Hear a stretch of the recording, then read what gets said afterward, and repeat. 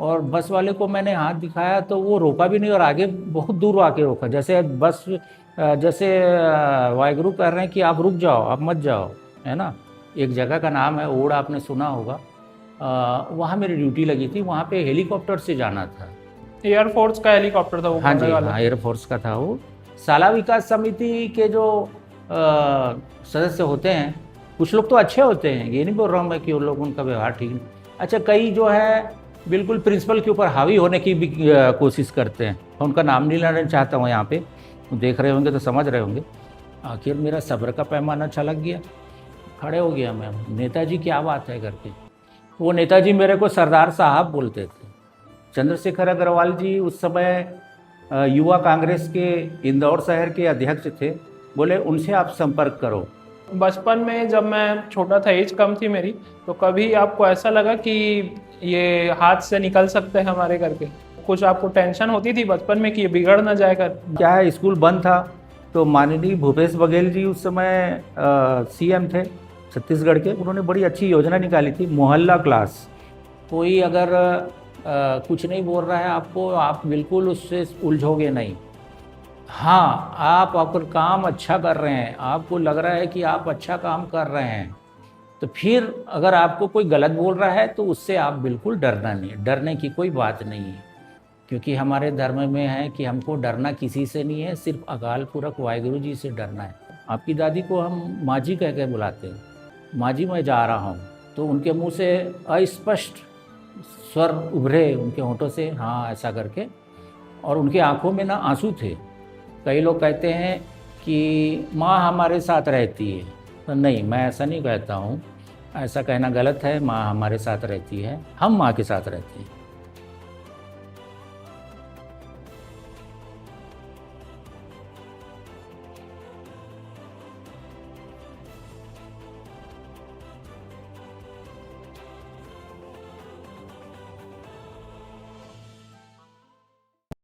नमस्कार दोस्तों, आप सभी को बताते हुए मुझे बहुत खुशी हो रही है कि आज हम अपने नए चैनल की शुरुआत करने जा रहे हैं, नए पॉडकास्ट चैनल की शुरुआत करने जा रहे हैं, जिसका नाम है TSS द सगन शो, जिसमें हम राजनीतिक, गैर राजनीतिक और अलग अलग फील्ड्स के स्पेशलिस्ट को बुलाएंगे, जिनसे हम भी बहुत कुछ सीखेंगे और आपको भी बहुत कुछ सीखने को मिलेगा। तो आज ये हमारा सबसे पहला पॉडकास्ट है हमारे चैनल का। तो सबसे पहले पॉडकास्ट में ही हमने दुनिया की सबसे मुश्किल वार्तालाप को सेलेक्ट किया है। सबसे मुश्किल वार्तालाप इसलिए बोल रहा हूँ क्योंकि ये वार्तालाप एक पिता और पुत्र की वार्तालाप है। जो मेरे साथी होंगे, जो वो सब जानते होंगे कि पिता और पुत्र के बीच में जो बातचीत होती है कितनी कठिन होती है। तो आज हमारे जो फर्स्ट पॉडकास्ट में जो गेस्ट हैं हमारे, मेरे पिताजी हैं, उधम सिंह रामगढ़िया जी। वाहिगुरु जी का खालसा, वाहिगुरु हाँ, जी की वाहिगुरु जी फतेह की पापा फतेह जी। जी। कैसा लग रहा है पापा आपको सेट? हाँ, बहुत अच्छा लग रहा है। पापा को ना सेट में पूरा बनने के बाद ही दिखाया था। परसों हम लोग ना पार्ट किए और फिर आज हम लोग शुरुआत कर रहे थे, तो उससे पहले ना पापा देखे नहीं थे पूरा सेट को, तो आज आए हैं पापा। तो पॉडकास्ट को शुरू करते हैं। पापा, जैसे कि मैं जानता हूँ कि आपने छत्तीसगढ़ स्कूल जो राम मंदिर के पास था पहले, जी जी। वहाँ से शुरुआत की थी अपनी टीचिंग की। आप रिटायर हुए सोरिद में जी। प्रिंसिपल के रूप में। हाँ जी। तो उसके बीच में आपका सफ़र कैसा था? आप कहाँ कहाँ आपकी पोस्टिंग थी? अच्छा जी। मैं सबसे पहले ग्रेजुएशन करने के बाद मैंने बीएससी किया था उस समय मैथमेटिक्स में। और 84 में, उसके बाद 86 में यूटीडी रविशंकर यूनिवर्सिटी रायपुर से मैंने एमएससी किया मैथमेटिक्स में। जी। और ये प्राइवेट किया था मैंने, एमएससी प्राइवेट में किया था। और 84 में में ही मैं यहाँ छत्तीसगढ़ स्कूल प्राइवेट स्कूल है, 2 साल वहीं रहा मैं। और वहाँ पर मैंने उस समय 11th बोर्ड था, जी। तो मैंने केमिस्ट्री और मैथमेटिक्स का वहाँ पे टीचिंग किया। और 86 में मुझे एक कॉल लेटर मिला, जो भोपाल मध्य प्रदेश से, उस समय मध्य प्रदेश था, जी। वहाँ से एक लेटर आया मेरे पास। उस समय क्योंकि व्हाट्सअप फेसबुक वगैरह तो था नहीं, बाई पोस्ट आता था।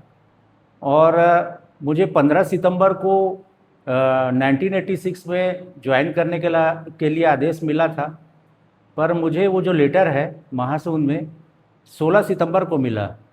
तो वो जो लेटर है मैंने अपने बड़े भाई जो रेलवे में अधिकारी थे, जर्नैल सिंह जी, वो मार्गदर्शक थे, पढ़ाई में बहुत ध्यान देते थे हम सभी भाइयों का, छोटे भाइयों का। तो उन्होंने कहा अरे 15 सितंबर को ज्वाइन करना था और ये 16 सितंबर है, तो डेट निकल गया है। तो मैंने उस पर ध्यान नहीं दिया और उसके बाद मैं फिर वहाँ छत्तीसगढ़ी स्कूल गया। मैं वहाँ पर जो प्रिंसिपल थे, जो आज दुनिया में नहीं है, शिव शंकर चंद्राकर जी, सोरम सिंह जी, महासून में एक गाँव है, वहाँ के रहने वाले थे और कांग्रेस के नेता भी थे वो, और प्रिंसिपल थे वहाँ पे। तो उन्होंने बताया कि इंदौर से लेटर जारी हुआ था। तो उन्होंने कहा कि आप ऐसा करो, इंदौर जाओ। इंदौर में उनके एक परिचित थे उस समय, श्री चंद्रशेखर अग्रवाल जी। चंद्रशेखर अग्रवाल जी उस समय युवा कांग्रेस के इंदौर शहर के अध्यक्ष थे। बोले उनसे आप संपर्क करो। तो मैंने, अब क्योंकि वो मेरे बड़े भाई की तरह थे, शिव शंकर चंद्राकर जी उम्र में मेरे से बड़े थे और प्रिंसिपल थे, मैंने उनका आज्ञा का पालन किया और मैं इंदौर चले गया। पूरी तैयारी के साथ मैंने गया कि मेरे को ज्वाइन करना है। तो मैं इंदौर चले गया और इंदौर में चंद्रशेखर अग्रवाल जी, जिनको चंदू भैया कहते थे, उनके पास गया। तो वो तुरंत मुझे अपनी गाड़ी में बिठा के, हमारे उस समय तत्कालीन डिप्टी कमिश्नर थे मिस्टर बलवान सिंह, उनके पास ले गए और मिस्टर बलवान सिंह ने तुरंत उसमें कार्रवाई किया और मेरे जो आर्डर था उसे में उन्होंने लिख दिया कि पहले उन्होंने पूछे मुझे आप कब जाओगे। तो वो खरगोन जिला में था मेरा जो वो था, नियुक्ति था। तो मैं बोला कल जाऊंगा। मैं 19 सितंबर को मिला था मिस्टर बलवान सिंह से। तो उसमें मेरे लेटर में उन्होंने लिखा परमिटेड टू ज्वाइन 20 सितंबर 1986 और अपना सील लगा के सिग्नेचर करके उन्होंने मुझे दे दिया। मैंने उनका धन्यवाद किया, चंदू भैया का भी धन्यवाद किया और मैं वहाँ निकल गया। वो इंदौर से 73 किलोमीटर दूर था। जो जगह मेरा अपॉइंट हुआ था खरगोन जिला में आता था, माहेश्वर तहसील। और वहाँ पर मैंने स्कूल में गया तो वहाँ उस समय प्रिंसिपल थे मिस्टर ML चौरसिया जी। बड़े अच्छे व्यवहार कुशल थे, हिंदी के प्रख्यात विद्वान थे वो, और मेरे बारे में काफ़ी उन्होंने रिसर्च किया था, मेरे बारे में लेख भी लिखा था उन्होंने उस समय।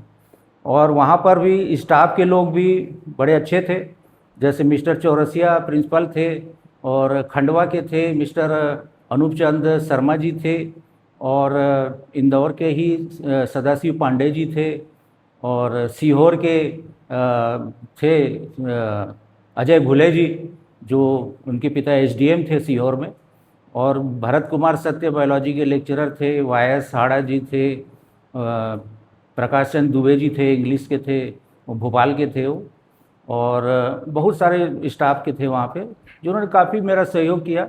और मैं 86 से 92 तक वहाँ पदस्थ रहा। जहाँ पे मैं रूम लेके रहता था वहाँ पे बहुत से लोग बैंक ऑफ इंडिया के आ गए। तो उसमें से बैंक ऑफ इंडिया के मैनेजर दिवाकर साहब थे, बिलासपुर के चौहान साहब थे, रायपुर के मनोज मुखर्जी, जो मनोज मुखर्जी के बारे में मैं बात को आपको बाद में बताऊंगा उनके बारे में, उनसे काफ़ी घनिष्ठ संबंध रहा मेरा, काफ़ी अच्छे दोस्त थे मेरे।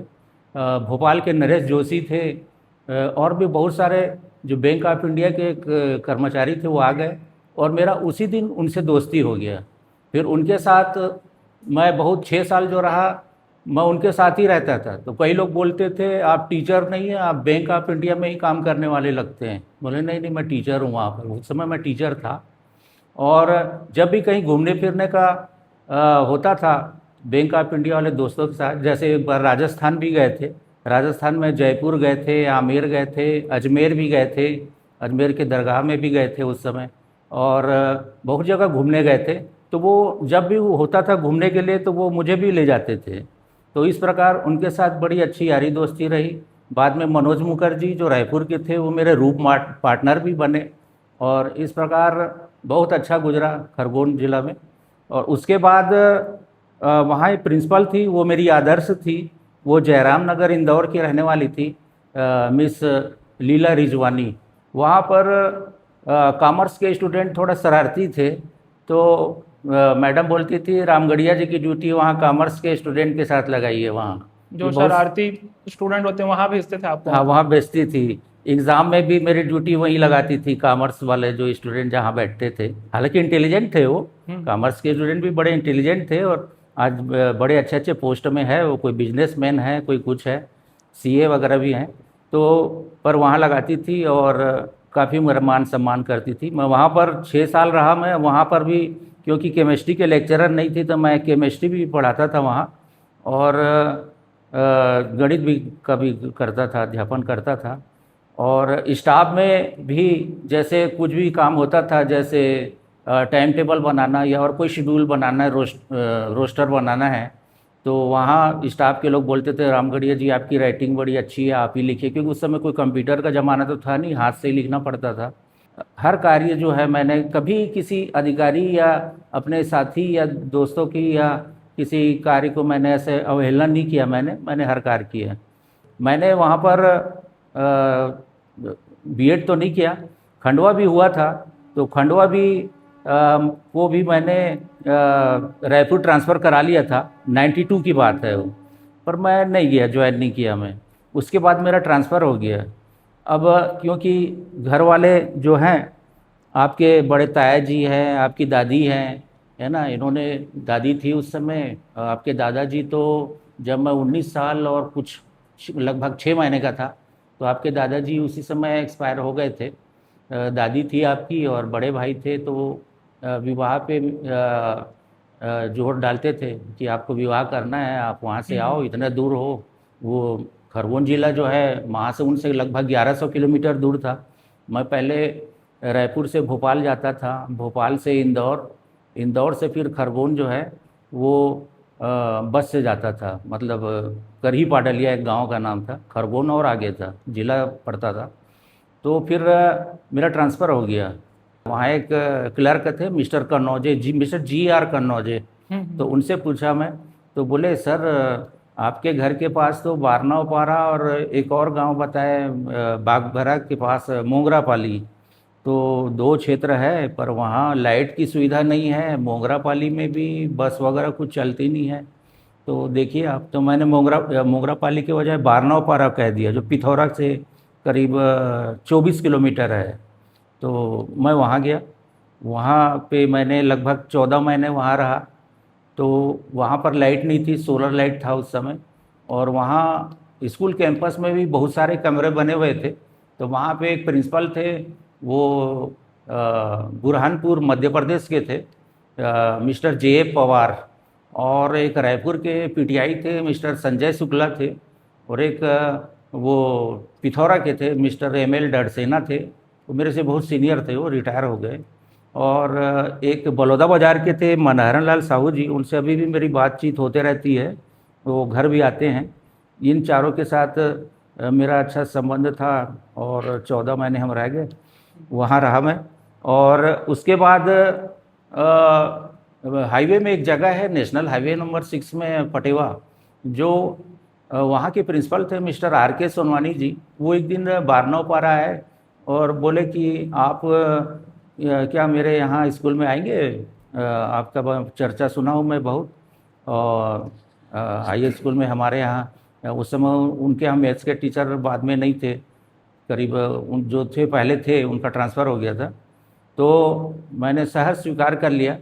फिर उसके बाद उन्होंने मिस्टर आर के गोयली थे उस समय डिप्टी कमिश्नर रायपुर, उनसे आदेश, मध्य प्रदेश था उस समय 93 में, और उनका जो प्रशासनिक आदेश है वो लेके आए मेरे नाम से। और मैं फिर जो हाईवे में स्थित है पटेवा, वहाँ पर मैं लगभग 15 साल पदस्थ रहा वहाँ पर। तो पटेवा में भी बड़े अच्छे लोग थे, और जहाँ वहाँ पर मिस्टर आर के सोनवानी प्रिंसिपल थे, उसके बाद मिस्टर के डी सोनवानी थे, धमतरी के थे वो, और बहुत सारे स्टाफ के लोग भी अच्छे थे, मिस्टर के एस ठाकुर थे, मिस्टर पदमवार थे, और प्रदीप शर्मा जी थे, नरेश पटेल जी थे, और इस प्रकार और भी बहुत सारे स्टाफ के लोग थे। उनके साथ मेरा अच्छा चावला सर थे जो रायपुर से अभी पिछले साल रिटायर हो गए, शांतिनगर गर्ल्स स्कूल में इंग्लिश के लेक्चरर थे चावला सर। और इस प्रकार वहाँ भी मैं अच्छा रहा, सफ़र रहा। उसके बाद मेरा प्रमोशन हुआ। अब प्रमोशन के लिए भी, अब क्योंकि महासमुंद जिला जो है ट्राइबल का नहीं रहा उस समय, 2007 की बात है। वो हम कर्मचारी थे ट्राइबल के, पर जो स्कूल है वो एजुकेशन का हो गया था। तो अब ऐसा हो गया था कि सिस्टम ये था कि आपका जो प्रमोशन है ट्राइबल के स्कूलों में होगा। तो मैंने आसपास, अब महासमुंद तो ट्राइबल रहा नहीं, तो महासमुंद के स्कूलों में मेरा नहीं होता। इस ट्राइबल का ऐसे रहता है क्या कि जैसे विलेज में ही, गांव में ही रहते हैं जो स्कूल, वो रहते हैं? हाँ, शहर वाले एजुकेशन डिपार्टमेंट में आ जाते हैं? शहर वाला आ जाता है, शहरी क्षेत्र में आते हैं वो एजुकेशन डिपार्टमेंट। एजुकेशन डिपार्टमेंट में। और तो फिर मैंने आसपास पता किया तो गरियाबंद जिला, तो गरियाबंद जिला ट्राइबल में आता था उस समय, अभी भी है, जिसमें गरियाबंद जिला में छुरा ब्लॉक है एंड मैनपुर है और गरियाबंद, 3 ब्लॉक जो है ट्राइबल में आता है, आदिम जाति कल्याण विभाग में। तो उस समय पर मैं गरियाबंद तक गया था, पांडुका भी एक जगह है वहाँ भी गया था और छुरा भी गया था मैं। पर वहाँ पर क्योंकि मैथमेटिक्स के लेक्चरर वहाँ पदस्थ थे, इसलिए मेरा वहाँ नहीं हुआ। उसके बाद मैंने और पता किया तो इधर आसपास कहीं खाली नहीं था। तो अंत में मेरा जो नियुक्ति है वो जशपुर में हुआ। जसपुर ट्राइबल एरिया में आता है, तो मैं वहाँ पर जसपुर गया।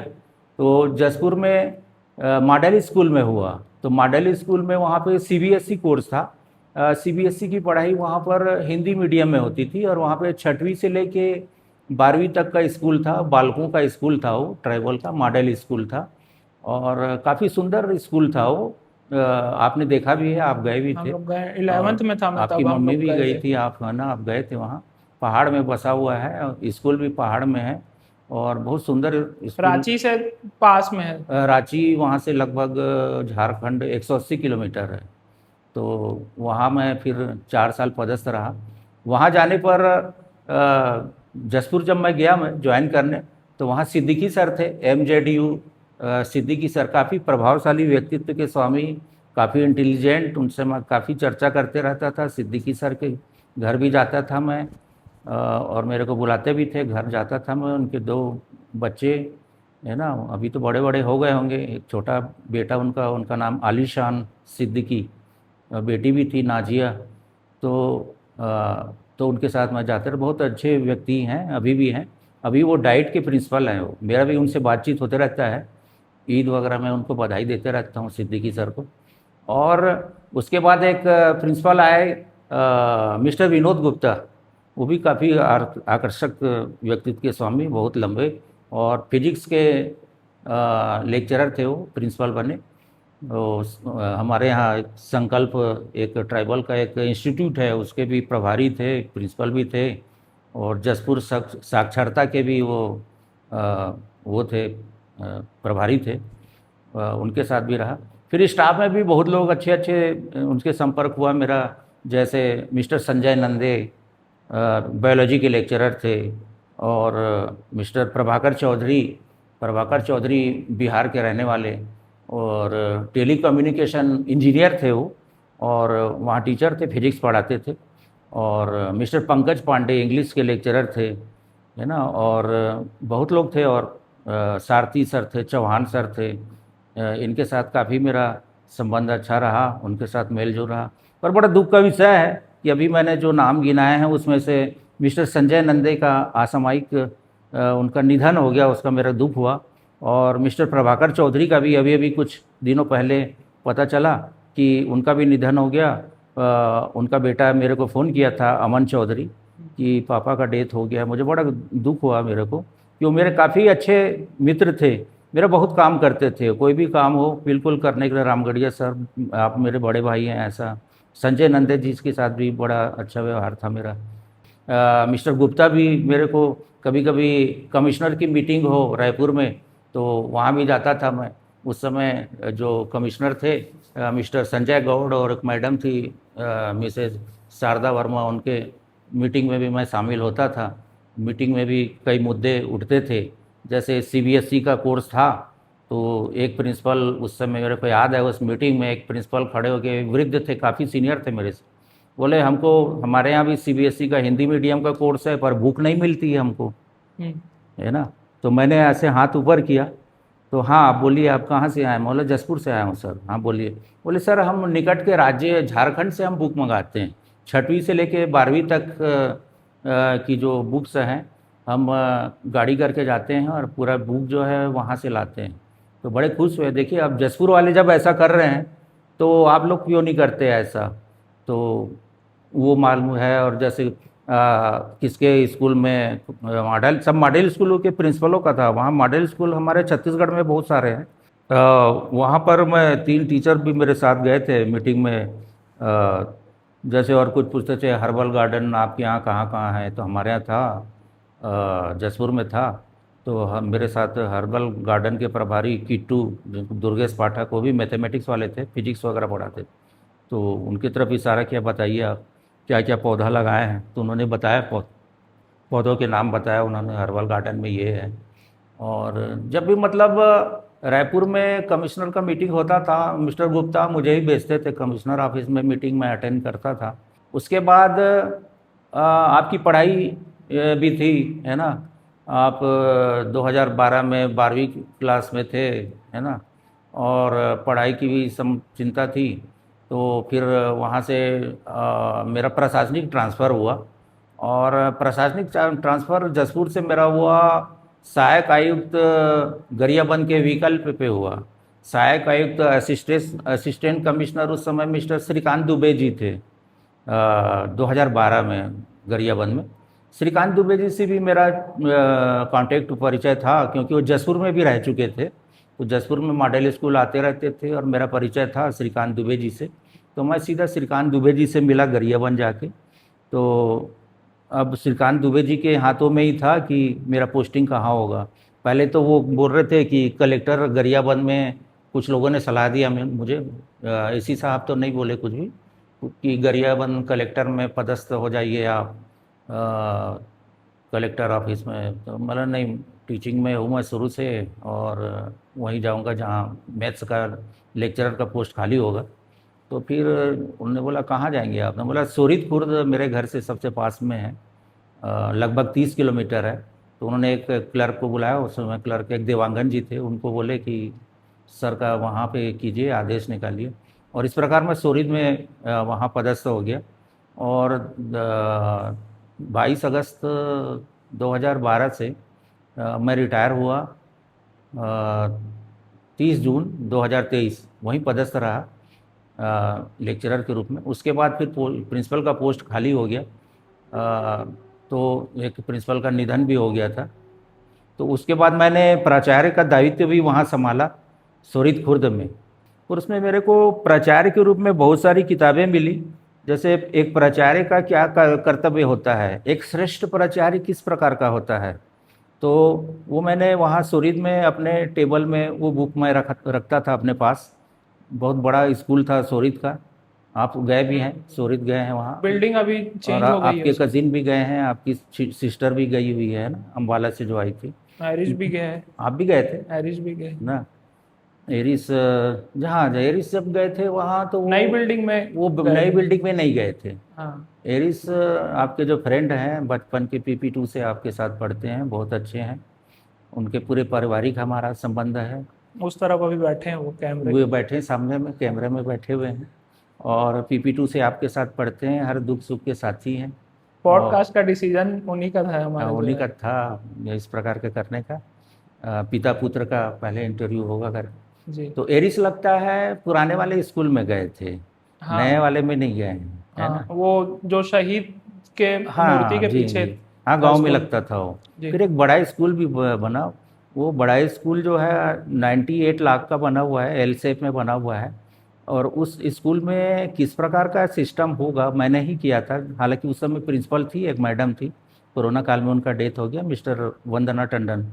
और कहाँ भी फिजिक्स लैब होना है, कहाँ केमिस्ट्री लैब, कहाँ बायोलॉजी लैब, और परीक्षा विभाग भी काफ़ी गोपनीय होता है, वो कहाँ होना चाहिए। मैंने सबसे महत्वपूर्ण यह है कि एक मीटिंग हॉल भी बनाया था मैं, वहाँ पर। तो मीटिंग हॉल में जब भी मैं कोई डिसीजन लेता था तो मीटिंग लेने के बाद ही डिसीजन, मैं अपने आप कोई डिसीजन नहीं लेता था। जैसे मैंने छात्र संघ का भी निर्माण किया था वहाँ पर। हर स्कूल में होता है छात्र संघ का, ऐसी बात नहीं है। तो छात्र संघ का मैं बीच बीच में मीटिंग लेता था, पूरे छात्रों को मैं बुलाता था। छात्र संघ का जो अध्यक्ष रहते थे 12वीं क्लास के, उपाध्यक्ष, सचिव जो भी होते थे, कक्षा प्रतिनिधि, जितने भी स्टूडेंट होते थे उनको मैं मीटिंग हॉल में लेके उनकी समस्याओं को पहले सुनता था। मेरे साथ वहाँ पे एक सीनियर क्लर्क अभी भी हैं, वो रिटायर नहीं हुए, देवांगन जी, वो भी रहते थे। और देवांगन जी को मैं कहता था नोट कीजिए क्या समस्या है छात्रों की, और उन समस्याओं को हम दूर करते थे। और डिसीजन हम मीटिंग में ही लेते थे। स्टाफ की मीटिंग लेना हो तो भी मैं मीटिंग हॉल में लेता था, और वहाँ भी स्टाफ की क्या समस्या है और उनको कैसे दूर किया जाए, इसका भी डिसीजन फाइनल हम पूरे स्टाफ के बीच ही लेते थे। गांव वालों की मीटिंग लेना है, जैसे साला विकास समिति है ना, साला विकास समिति में जो ग्रामीण लोग रहते थे, आते थे, उनका भी मीटिंग लेना हो तो वहाँ लेता था। और मीटिंग लेने के बाद भी उसका फाइनल डिसीजन लेना मिल करके लेता था। उसमें था कि आपको अपने स्टूडेंट को या स्टाफ को हमेशा पनिशमेंट ही नहीं देना है, उनके कार्यों की सराहना भी करना है, उनकी तारीफ भी करना है, उनको पुरस्कृत भी करना है। तो मैं उनकी भावनाओं को समझता था। और कोरोना काल में क्या है, स्कूल बंद था, तो माननीय भूपेश बघेल जी उस समय सीएम थे छत्तीसगढ़ के। उन्होंने बड़ी अच्छी योजना निकाली थी, मोहल्ला क्लास, और एक निकाला था उन्होंने पढ़ई तुहर द्वार। तो पढ़ई तुहर द्वार का मतलब ये है कि ये नहीं हमको उनके घर घर जाके पढ़ाना है, उसमें ऑनलाइन हम पढ़ाते थे। ऑनलाइन में मेरे साथ 11th और 12th के मैथ्स के या 10th क्लास के मैथ्स के बहुत सारे स्टूडेंट, और मैंने स्टाफ को भी कहा था, स्टाफ के पूरे सभी, इंग्लिश के हों चाहे दूसरे सब्जेक्ट के हो, साइंस के हो, सभी ऑनलाइन क्लास लेते थे। मोहल्ला क्लास में भी क्या करते थे, स्कूल में लेना नहीं है क्लास, उसमें जैसे कोई ग्राम पंचायत का भवन है या कोई बरगद का पेड़ है या और कोई जहाँ पर ज़्यादा लोकेलिटी वो पब्लिक वगैरह ना हो, भीड़ भाड़ ना हो, वहाँ पे हम क्लास लेते थे। तो काफ़ी अच्छी योजना थी। फिर मुझे गरियाबंद के डीओ का एक दिन फ़ोन आया कि रामगढ़िया जी, आप गरियाबंद के बहुत अच्छे, सबसे अच्छे प्रिंसिपल हो, आपको हम पुरस्कृत करेंगे। बोले किस मामले में सर? कि आप पढ़ई तुहर द्वार में बहुत अच्छा काम कर रहे हैं। फिर बाद में मुझे, उस समय कलेक्टर थी श्रीमती नम्रता गांधी, उन्होंने मुझे पुरस्कृत भी किया था। गरियाबंद कलेक्टर थी उस समय नम्रता गांधी जी, पढ़ई तुहर द्वार में। वो लगभग शायद 2022 की बात है, 2022 में उन्होंने पुरस्कृत किया था। और गरियाबंद जिला में ही एक सर और हैं, हालांकि मेरे यहाँ सोरीज में नहीं थे, वो साजापाली में एचएम थे। और अभी गरियाबंद जिला में छुरा ब्लॉक में रानी परतेवा एक जगह है, जहाँ हम लोग एक बार शादी में गए भी थे, एरिस भी गए थे, है ना। रानी परतेवा नहीं, हम लोग खड़मा गए थे, खड़मा वो उसी के पास है रानी परतेवा। वहाँ पे एक खान सर हैं, खान सर का भी मैं तारीफ करना चाहूँगा यहाँ पे। खान सर मेरे काफ़ी ऑफिशियल काम में उनका काफ़ी नॉलेज है, खान सर का। अभी भी मेरी बातचीत होते रहती है। अभी उनसे ईद पे उनको मुबारकबाद दिया था मैं, वो फिगेश्वर के रहने वाले, मैं उनके घर भी गया था। और वो मेरा ऑफिशियल काम में खूब हेल्प किए हैं। मैं भी खान सर का अभी रिटायर नहीं हुए हैं, पदस्थ हैं अभी। उज्जवल भविष्य की कामना करता हूँ खान सर का। हाँ तो जी। मतलब बाकी सब जगह में बाबा वो सीजी कोर्स था, मतलब जसपुर में जब आप थे तो जसपुर में सीबीएसई कोर्स था हाँ जी, वहीं, हाँ जी, बाकी सोरिन में भी सीजी कोर्स था। सीजी कोर्स था। तो आप स्टार्टिंग से ही मैथ्स के टीचर रहे, फिर मैथ्स के लेक्चरर बने, तो मैथ्स सब्जेक्ट ही क्यों चुने आप? अच्छा, हाँ जी। मैथ्स सब्जेक्ट उस समय जब हम पढ़ते थे तो 8वीं पास करने के बाद 9वीं में जब एडमिशन लेते थे तब सब्जेक्ट का चुनाव करते थे 9वीं क्लास में। तो जब मैं यहाँ पे महासून में, जब मैं आदर्श हाई स्कूल है वहाँ एडमिशन लेने गया, वहाँ पर तो मेरा नाम 2 जगह था, बायोलॉजी में भी था और मैथ्स में भी था। तो मैं अब उलझन में पड़ गया, दोनों जगह नाम है, मैं कौन सा सब्जेक्ट लूँ। और बायोलॉजी की किताबें भी मैंने देखी, तो बायोलॉजी की किताबें देखने पे मुझे देखा बायोलॉजी की किताब में डायग्राम बहुत सारे हैं।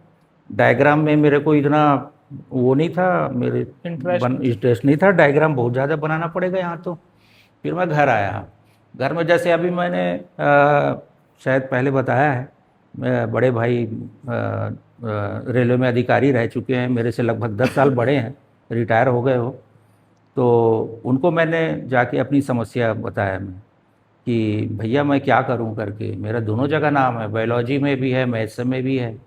तो वो बोले मुझे मैथ्स लेने की सलाह दी, क्योंकि वो खुद भी मैथ्स लिए हुए थे, और बोले मैथ्स लेने की सलाह दी। उसका कारण भी बताया उन्होंने कि मैथ्स क्यों लेना है मेरे को।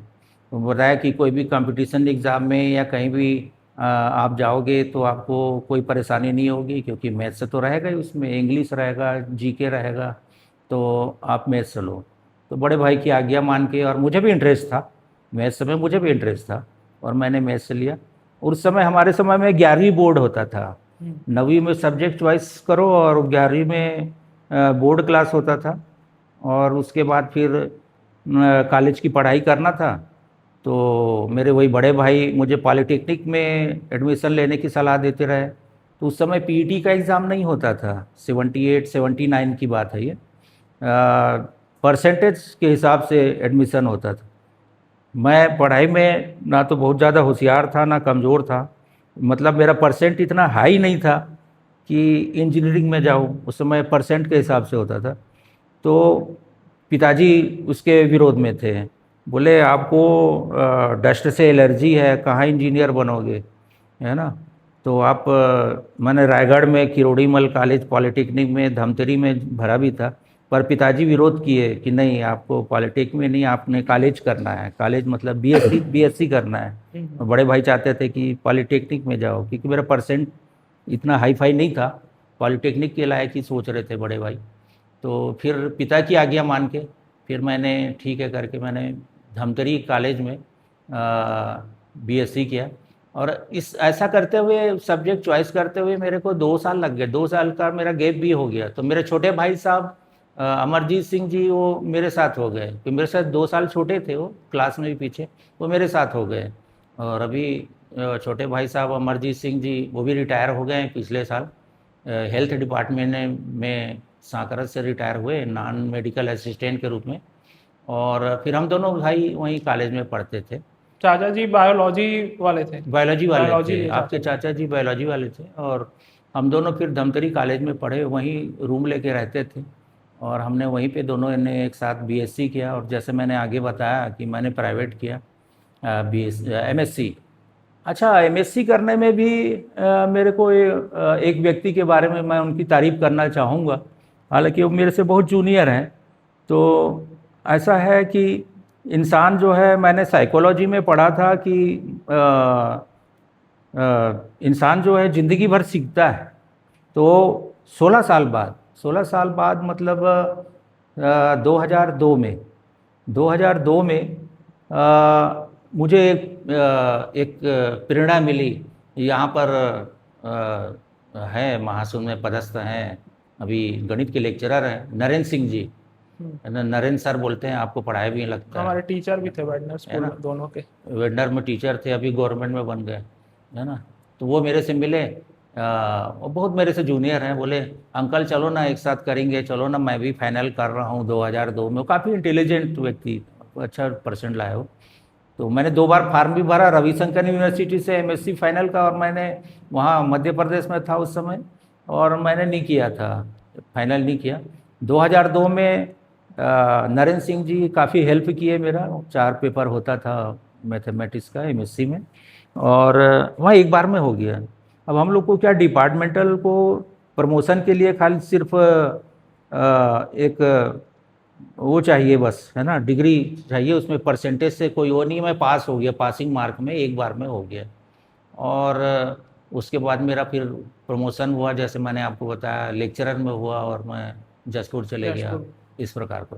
हाँ जी। और जैसे आपके पूरे टीचिंग कैरियर में स्टूडेंट्स रहते हैं, कई बदमाश स्टूडेंट्स भी रहते हैं, तो अभी तो पनिशमेंट कम हो गई है, अभी तो पनिशमेंट देते नहीं है ज़्यादा टीचर्स।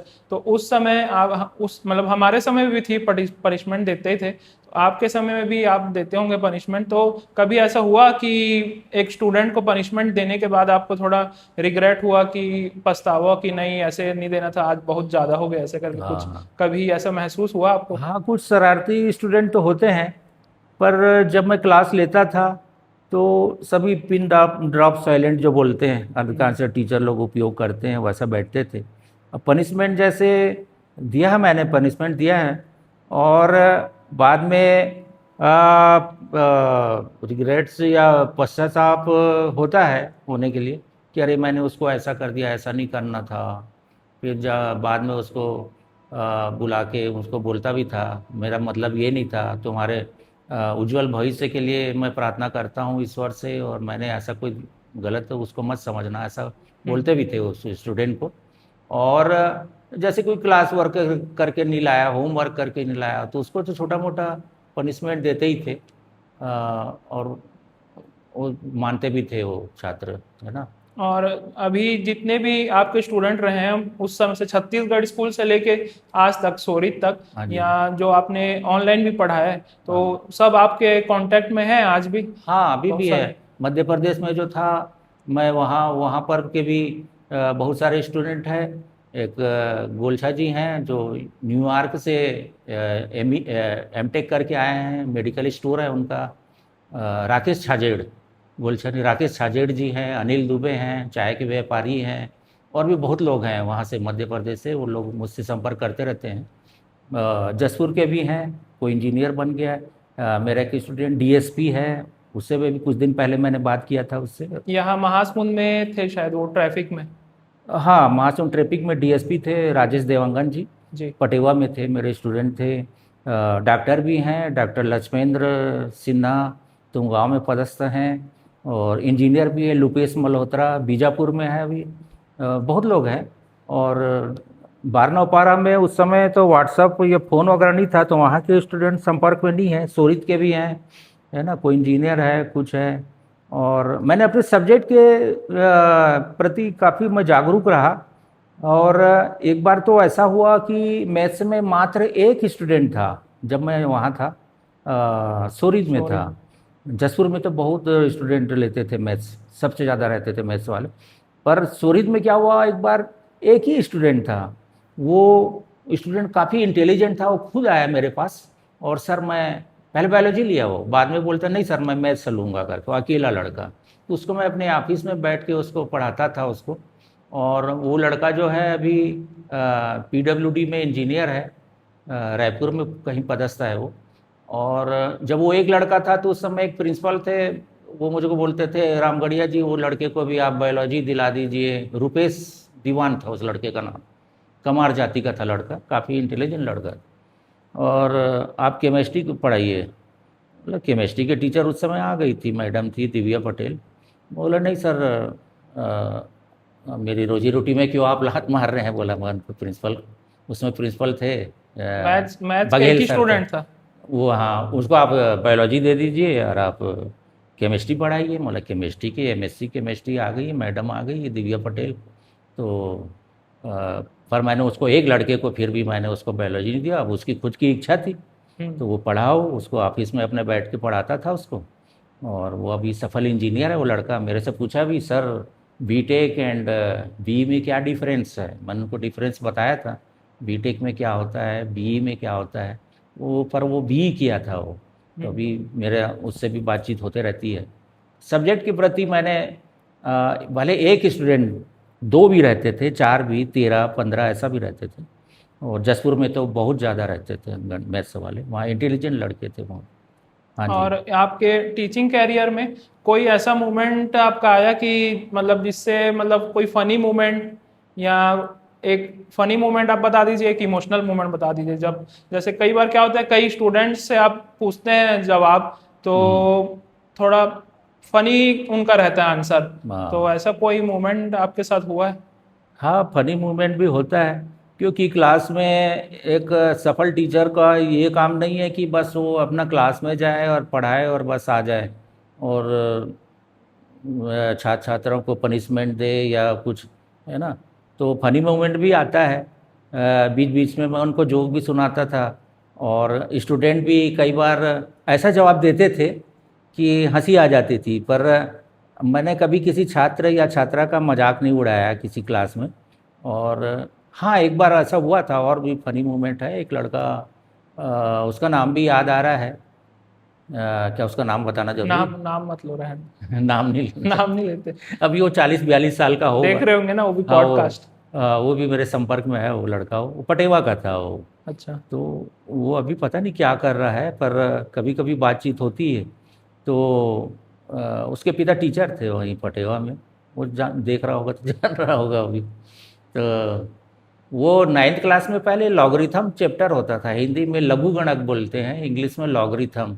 आजकल तो नहीं है 9th क्लास में। तो अच्छा। मैं लॉगरिथम का बता रहा था, और कैसे आपको लॉग टेबल का उपयोग कैसे करना है, और आपको कोई प्रॉब्लम है तो कैसे सॉल्व करना है, ऐसा बता रहा था। और कई स्टूडेंट सीख भी रहे थे। मैं उनके पास जा जा के बता रहा था, ये देखो आपको लॉग, मान लो 100 का मान देखना है तो आपने क्या करना है, या लॉग 281 है, ऐसा कुछ भी हो, कोई भी प्रॉब्लम आता है कैसे देखना है उसको। तो एक लड़का खड़ा हो गया, है ना, जिसके बारे में मैं बोलना चाह रहा हूँ। बोला, सर लॉग टेबल को याद भी करना पड़ेगा क्या? तो मैंने अपने हंसी को कंट्रोल में किया, बाकी सब पूरे स्टूडेंट क्लास के हंसने लग गए, 9th क्लास के। वो लड़का सकपका गया, अरे मैं कुछ गलत तो नहीं पूछा, उसको खुद को वो नहीं है कि मैं सर से गलत पूछ रहा हूँ। हाँ हाँ। तो मैंने अपने हंसी को कंट्रोल किया, मैंने उसका मजाक नहीं उड़ाया वो लड़के का। बोला, नहीं नहीं, ऐसी कोई बात नहीं है, आपको याद नहीं करना है। आपको एग्ज़ाम हॉल में लॉग टेबल दिया जाएगा, पर ये ज़रूर है कि आपको लॉग टेबल देखना आना चाहिए, आप सीख जाइए। हाँ जी सर बोला, संतुष्ट हुआ और वो बैठ गया। और हाँ जी। ऐसा कोई इमोशनल मोमेंट आपका जो आप आज याद करते हैं तो इमोशनल हो जाते हैं, हाँ स्टूडेंट से जुड़ा हुआ? हाँ, एक स्टूडेंट था ऐसे, बहुत इंटेलिजेंट स्टूडेंट था। मेरे को याद आ रहा है। तो वो बहुत दिन से नहीं आ रहा था, और मेरा गणित का प्रिय स्टूडेंट था वो। पर वो बहुत दिन से स्कूल नहीं आ रहा था। मैंने बाकी छात्र जो उसके गांव में रहते थे उनसे पूछा मैं कि क्यों ये लड़का क्यों नहीं आ रहा है। तो बोले, सर उसके पिताजी का डेथ हो गया है। बोला, अरे, बोला। फिर मैं अपने स्टाफ के साथ 2-3 लोगों के साथ उसके घर भी गया था, और ढाढ़स बंधाने के लिए कि इस दुखद घड़ी में, है ना, ईश्वर की कृपा आपके ऊपर बनी रहे। वो बच्चे के ऊपर भी मैंने आशीर्वाद दिया, और बच्चा भी संभल गया, और उसने बोर्ड एग्ज़ाम में अच्छे मार्क्स लाया। वो गणित का स्टूडेंट था। ऐसे बहुत सारे इमोशनल स्टूडेंट के साथ, है ना, ये बहुत सारे वाक़या आए हैं मेरे साथ ऐसे। और ऐसा कोई आपका स्टूडेंट है जो जिसको आप देखते हैं आज तो आपको गर्व महसूस होता है, जो अच्छे पोस्ट में या अच्छे समाज के लिए कुछ काम कर रहे हों? हाँ, ऐसे तो बहुत सारे स्टूडेंट हैं। और जैसे अभी मैंने बहुत सारे के बताया, डीएसपी है, कोई वो है, इंजीनियर है, डॉक्टर है, वो है। अच्छा हाँ, मैं एक स्टूडेंट मिस्टर संजय इक्का के बारे में भी बोलना चाहूँगा। मिस्टर संजय इक्का शायद आपको भी हाँ, पढ़ाए हैं वो भी वेटनरी स्कूल में, वर्डनर। इंग्लिश पढ़ाए होंगे, है और ना? वर्डनर का जो एंथम था ना, हाँ जी। संजय का सर ने ही लिखा था, we are the members of वर्डनर अच्छा स्कूल अच्छा। वाला। संजय इक्का मेरे स्टूडेंट हैं। वो अभी लगभग 55 ईयर्स के होंगे, मेरे से मिलते रहते हैं। और संजय इक्का सर को मैं बोलूँगा, जो बोलते हैं ना सर्वगुण संपन्न, वो ऐसे व्यक्ति हैं। मतलब आपको चाहे कल्चर एक्टिविटी हो, कुछ हो, है ना, इंग्लिश में तो एकदम विद्वान है वो, इंग्लिश के, है ना, हमारे यहाँ के। और वो भी गरियाबंद जिला में पदस्थ हैं। और राजिम के आत्मानंद इंग्लिश मीडियम स्कूल के प्रिंसिपल भी रह चुके हैं वो। तो वो छत्तीसगढ़ स्कूल में जब मैं पढ़ाता था तो उनको मैं केमिस्ट्री पढ़ाया था वहाँ पर, संजय इक्का सर को। तो 2017 में संजय इक्का सर मुझसे संपर्क किए। बोले, रामगढ़िया सर, हम एक नया ग्रुप बना रहे हैं, सॉल्यूशन डेस्क उसका नाम रख रहे हैं। तो बोला, हाँ क्या होगा संजय उसमें? तो बोले, सर उसमें हम गरियाबंद जिला के सभी विषय विशेषज्ञ को लेंगे उसमें, और पूरे छत्तीसगढ़ के स्टूडेंट का हम हेल्प करेंगे निःशुल्क, है ना, उनसे किसी प्रकार का फीस नहीं है। ये शुरू करना चाहते हैं, बोले 2017 में। तो मैं बिल्कुल सहर्ष मान गया उनको। तो संजय इक्का सर अभी भी बोलते हैं कि सबसे पहले मैंने अपने गुरु रामगढ़िया सर को फ़ोन किया था मैंने, और उसके बाद उससे बहुत लोग जुड़ गए। जैसे मेरा सब्जेक्ट मैथमेटिक्स है, तो मेरे साथ दो और सर थे, मिस्टर अजय तिवारी सर, यही महासुन के रहने वाले हैं, वो भी देख रहे होंगे। अजय तिवारी सर भी काफ़ी गणित के विद्वान हैं, और जो पहले राम टाकिस था वहाँ के रहने वाले हैं वहाँ पर। योगेश ठाकुर रायपुर के हैं, वो भी पीपर छेड़ी एक गांव है छुरा ब्लॉक में, वहाँ गणित के लेक्चरर हैं। हम 3 लोग गणित के, और बाकी हर सब्जेक्ट के हैं, इंग्लिश के, हिंदी के, मैथ्स के तो हैं ही हम लोग, फिजिक्स के, केमिस्ट्री के, बायोलॉजी के, यहाँ तक कि उसमें साइकोलॉजिस्ट भी है, एक मैडम है, और संजय का सर खुद भी साइकोलॉजिस्ट के रूप में काम करते हैं, इंग्लिश के रूप में भी काम करते हैं। और वो 2017 से जो हमारा चला सॉल्यूशन डेस्क, वो अभी तक, मैं रिटायर होने के बाद भी संजय का सर मेरे से संपर्क करते हैं, सर अभी लेंगे क्या? मतलब बिल्कुल लूँगा मैं, अभी भी लूँगा मैं। तो अभी भी छत्तीसगढ़ के लोग 10th एंड 12th के मैथ्स में जो प्रॉब्लम है, सीजी वाले, सीबीएसई वाले भी कुछ लोग पूछते हैं। उड़ीसा से भी आपको हाँ, कॉल उड़ीसा आता से था भी ना? फ़ोन आया था, मध्य प्रदेश से भी आता है, क्योंकि वो संजय का सर फेसबुक में डाल देते हैं, तो उसमें फेसबुक में तो सब लोग देखते हैं। मध्य प्रदेश से भी फ़ोन आता है, उड़ीसा से भी कुछ फ़ोन आया था मेरा, तो हम उनकी जो भी प्रॉब्लम है उसको सॉल्व करते हैं। व्हाट्सएप के ज़रिए से भी, फ़ोन से भी करते हैं। किसी को कोई सवाल नहीं बन रहा है तो हम व्हाट्सएप में सॉल्व करके उसको भेजते हैं। और मार्किंग स्कीम, जो किस प्रकार मैथ्स में आपको तैयारी करना है, तो आपने पूछा था कि कौन से स्टूडेंट है जिसको गर्व होता है, तो संजय का सर तो है ही, और भी जो आज अच्छे अच्छे पोस्ट में, कई बिजनेसमैन भी है मेरे स्टूडेंट। जैसे पटेवा में मेरे स्टूडेंट थे निरंजन सिंह जी, जोगेंद्र सिंह जी ठाकुर, वो बहुत अच्छे बिजनेसमैन हैं, अच्छे काफ़ी अच्छा इमेज बनाया हुआ है उन्होंने। बिजनेसमैन भी है, डॉक्टर भी हैं, इंजीनियर भी हैं, है ना, टीचर भी हैं, बहुत सारे लोग, उनको गर्व महसूस होता है मुझे। सॉल्यूशन डेस्क का हम लोग घर में भी वो बनाए थे, एक मिनी पॉडकास्ट टाइप का, जब हाँ जी, वो कर रहे थे हॉल में, उसका हाँ बनाए थे ना। तो हाँ। उसका लिंक भी ना हम नीचे डिस्क्रिप्शन बॉक्स में डाल देंगे, आप वहां से ना देख सकते हैं पूरा डिटेल में ना सॉल्यूशन डेस्क के बारे में, और पूरी टीचर्स की जो लिस्ट है ना हम उसमें दिए थे उस समय, तो लिंक ना आपको डिस्क्रिप्शन में मिल जाएगा, वहां से आप और डिटेल में उसके बारे में जान सकते हैं। और प्रिंसिपल के रूप में आपके ऐसे कौन से डिसीजन थे जो बहुत ज़्यादा टफ थे आपको लेने के लिए सोरीत में जब आप थे? हाँ, प्रिंसिपल के रूप में डिसीजन लेना मेरे लिए कोई टफ नहीं था, क्योंकि मैंने आपको पहले बताया है कि मैं कोई भी डिसीजन प्रिंसिपल के रूप में लेता था, चाहे छात्र संघ के भी स्टूडेंट हो वहाँ पे, चाहे टीचर स्टाफ हो, या फिर शाला विकास समिति के हों, तो डिसीजन लेने में कोई ऐसा प्रॉब्लम तो नहीं आया।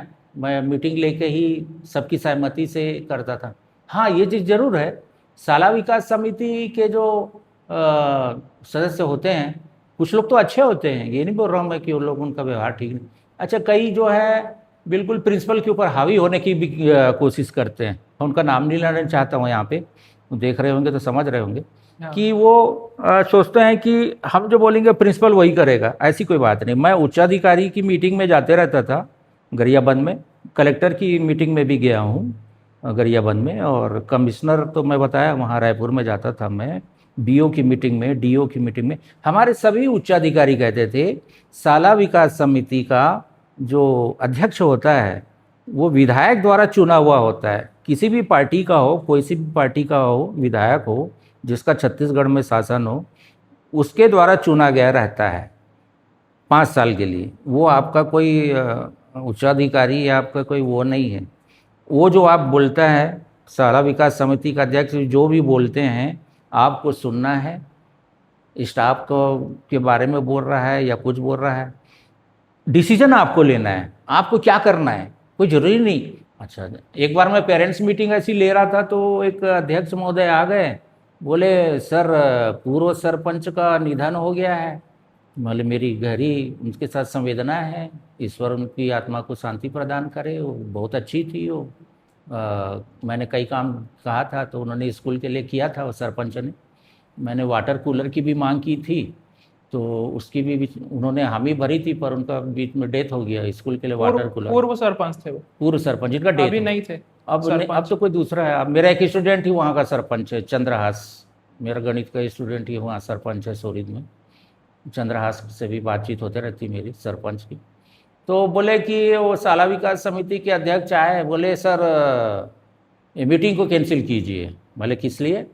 बोले पूर्व सरपंच का उन्होंने छत्तीसगढ़ी में कहा मुझे, डेथ हो गया है इसलिए। बोले नहीं, पेरेंट्स बड़े मुश्किल से आते हैं, पेरेंट्स भी हमारे यहाँ जागरूक हैं और आते हैं, डेट देते हैं हम। तो कई किसान हैं, कोई नौकरी वाले हैं, अब उनको फिर डेट देंगे, हमारे ऊपर नाराज होंगे। दूर दूर से दूर गांव दूर से से भी आते आते हैं, थे कई गांव लोग। दूसरे गांव से भी आते हैं, हमारे वहाँ के नहीं है, सोरीत के नहीं है, वहाँ के नहीं। तो देख लीजिए, आपको जैसे करना है। भुनभुनाते हुए चले गए वो। मैंने स्टाफ से चर्चा की, जैसे मैंने बताया, खुद मैं डिसीजन नहीं लेता हूँ। पहले तो मैंने उनको कारण बताया है ना। तो मतलब स्टाफ से मैं बात करता हूँ, स्टाफ के लोग बोले कि नहीं सर, पेरेंट्स मीटिंग कैंसिल मत कीजिए। मैंने 2 मिनट का कंडोलेंस रख दिया बीच में रोक के, उनके ऊपर श्रद्धा सुमन अर्पित किया, पूर्व सरपंच के ऊपर मैंने। और तो इस प्रकार उनको हावी नहीं होना चाहिए। कई अच्छे भी होते हैं, है ना। कई जगह मैंने देखा है, शाला विकास समिति के जो अध्यक्ष बनते हैं, मैं किसी पार्टी वार्टी का नाम नहीं ले रहा हूँ, कि वो लोग अच्छे भी रहते हैं, अच्छा व्यवहार रहता है। और नहीं सर, आप जो कर रहे हैं अच्छा कर रहे हैं, ऐसा भी करते हैं, ऐसी बात नहीं। और उनके उनको लिए कोई क्वालिफिकेशन नहीं होती वो। क्वालिफिकेशन कुछ नहीं होती है। वो विधायक देखते हैं कि हमारे पार्टी का है, कार्यकर्ता है, वो है, ये है, पता नहीं और क्या गुण देखते हैं, उनको बना देते हैं। कुछ लोग अच्छे भी होते हैं और काफ़ी सहयोग करते हैं, क्योंकि शाला विकास समिति स्कूल डेवलपमेंट है ना। तो स्कूल का आपको विकास कैसे करना है, स्कूल में क्या समस्या है। जैसे मैं वहाँ था सोरीद में, तो वहाँ पर स्कूल में इतना अच्छी बिल्डिंग बनी है 98 लाख की, पर वहाँ बाउंड्री नहीं है, ना तो ऑडिटोरियम है। अगर बाउंड्री होता तो मैं वहाँ पे बहुत अच्छा एक बागवानी बना सकता, क्योंकि मेरे को बागवानी का बड़ा शौक है। और ऑडिटोरियम भी नहीं है, कि मेरे को कल्चर एक्टिविटी में भी बड़ा शौक है। तो जहाँ जब भी कल्चर एक्टिविटी करना हो, तो जो कॉरिडोर है वहीं पे स्टूडेंट को बैठाते थे, या गांव वालों को, या फिर बाहर टेंट लगा के। तो एक छुरा के सीओ भी आए थे, उनका नाम याद नहीं आ रहा मेरे को, मैंने उनसे मांग भी किया, ऑडिटोरियम की आवश्यकता है सर। तो हाँ सर, हो जाएगा। तो वहाँ की जनपद सदस्य है, वहाँ अभी भी है, अभी है कि नहीं पता नहीं है, अभी शायद शाला विकास समिति के अध्यक्ष है वो। तो उनको द्वारा लेटर लिखिए और मेरे ऑफिस में लेके आइए। तो मैं वहाँ गया भी था, एसडीएम के पास गया था छुरा, और वहाँ देखिए भैया। और इस दौरान मेरा मैं रिटायर भी हो गया इस दौरान। अब पता नहीं वहाँ ऑडिटोरियम बना है या नहीं बना है। तो ऊपर में बिल्डिंग में ऑडिटोरियम बनता तो काफ़ी 500-600 स्टूडेंट भी गांव वाले मिल के आ जाते उसमें। तो वो समस्या थी। मैंने समस्याओं के बारे में मैं शाला विकास समिति के ऊपर रहा था। अब कई लोगों की आदत थी कि कोई टीचर लेट आया है ना, या जल्दी चले गया, तो उसमें नानुकुर कर रहे हैं।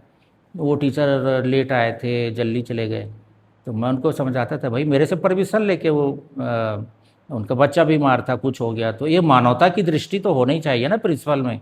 ये थोड़ी हमेशा पनिशमेंट देते रहेगा प्रिंसिपल कि क्यों आप लेट आए, क्यों आए, आपका ऐसा है, वो है, मैं नोटिस दूंगा उसको। तो हम वो ध्यान रखते थे टीचर के बारे में। और जल्दी भी चले गया, फिर उसका कोई बच्चा बीमार है या और कोई कारण है, भाई इस दौरान भाई वो उसने स्कूल में तो काम किया, हमने जो काम उसको सौंपा है वो तो कर रहा है। क्या आपने देखा? नहीं देखा आपने वो क्या काम किया। तो मैं शाला विकास समिति के जो अध्यक्ष होते हैं या सदस्य होते हैं, उनको मैं ज़रूर कहूँगा कि अरे आपने ऐसा पनिशमेंट दे दिया, वो दे दिया। हमने पनिशमेंट भी अगर देते हैं तो हम डिसीजन लेके पूरा शाला विकास वो छात्र संघ के सदस्य हैं, पूरे अध्यक्ष से लेके स्टाफ है, उनके बीच बैठ के मीटिंग करके हमने जो भी डिसीजन मैंने पहले ही बताया लेते हैं। ऐसा कोई वो नहीं है। हाँ जी। और रिटायर आप हो चुके हैं अभी, तो रिटायरमेंट के बाद कोई चेंज आपको लग रहा है आपकी ज़िंदगी में? हाँ, चेंज अब ये है कि जैसे ड्यूटी टाइम में रहता था, 10 बजे से 4 बजे तक ड्यूटी में जाना, वहाँ पे स्कूल में काम करना, टीचिंग भी करता था मैं, वो तो नहीं है।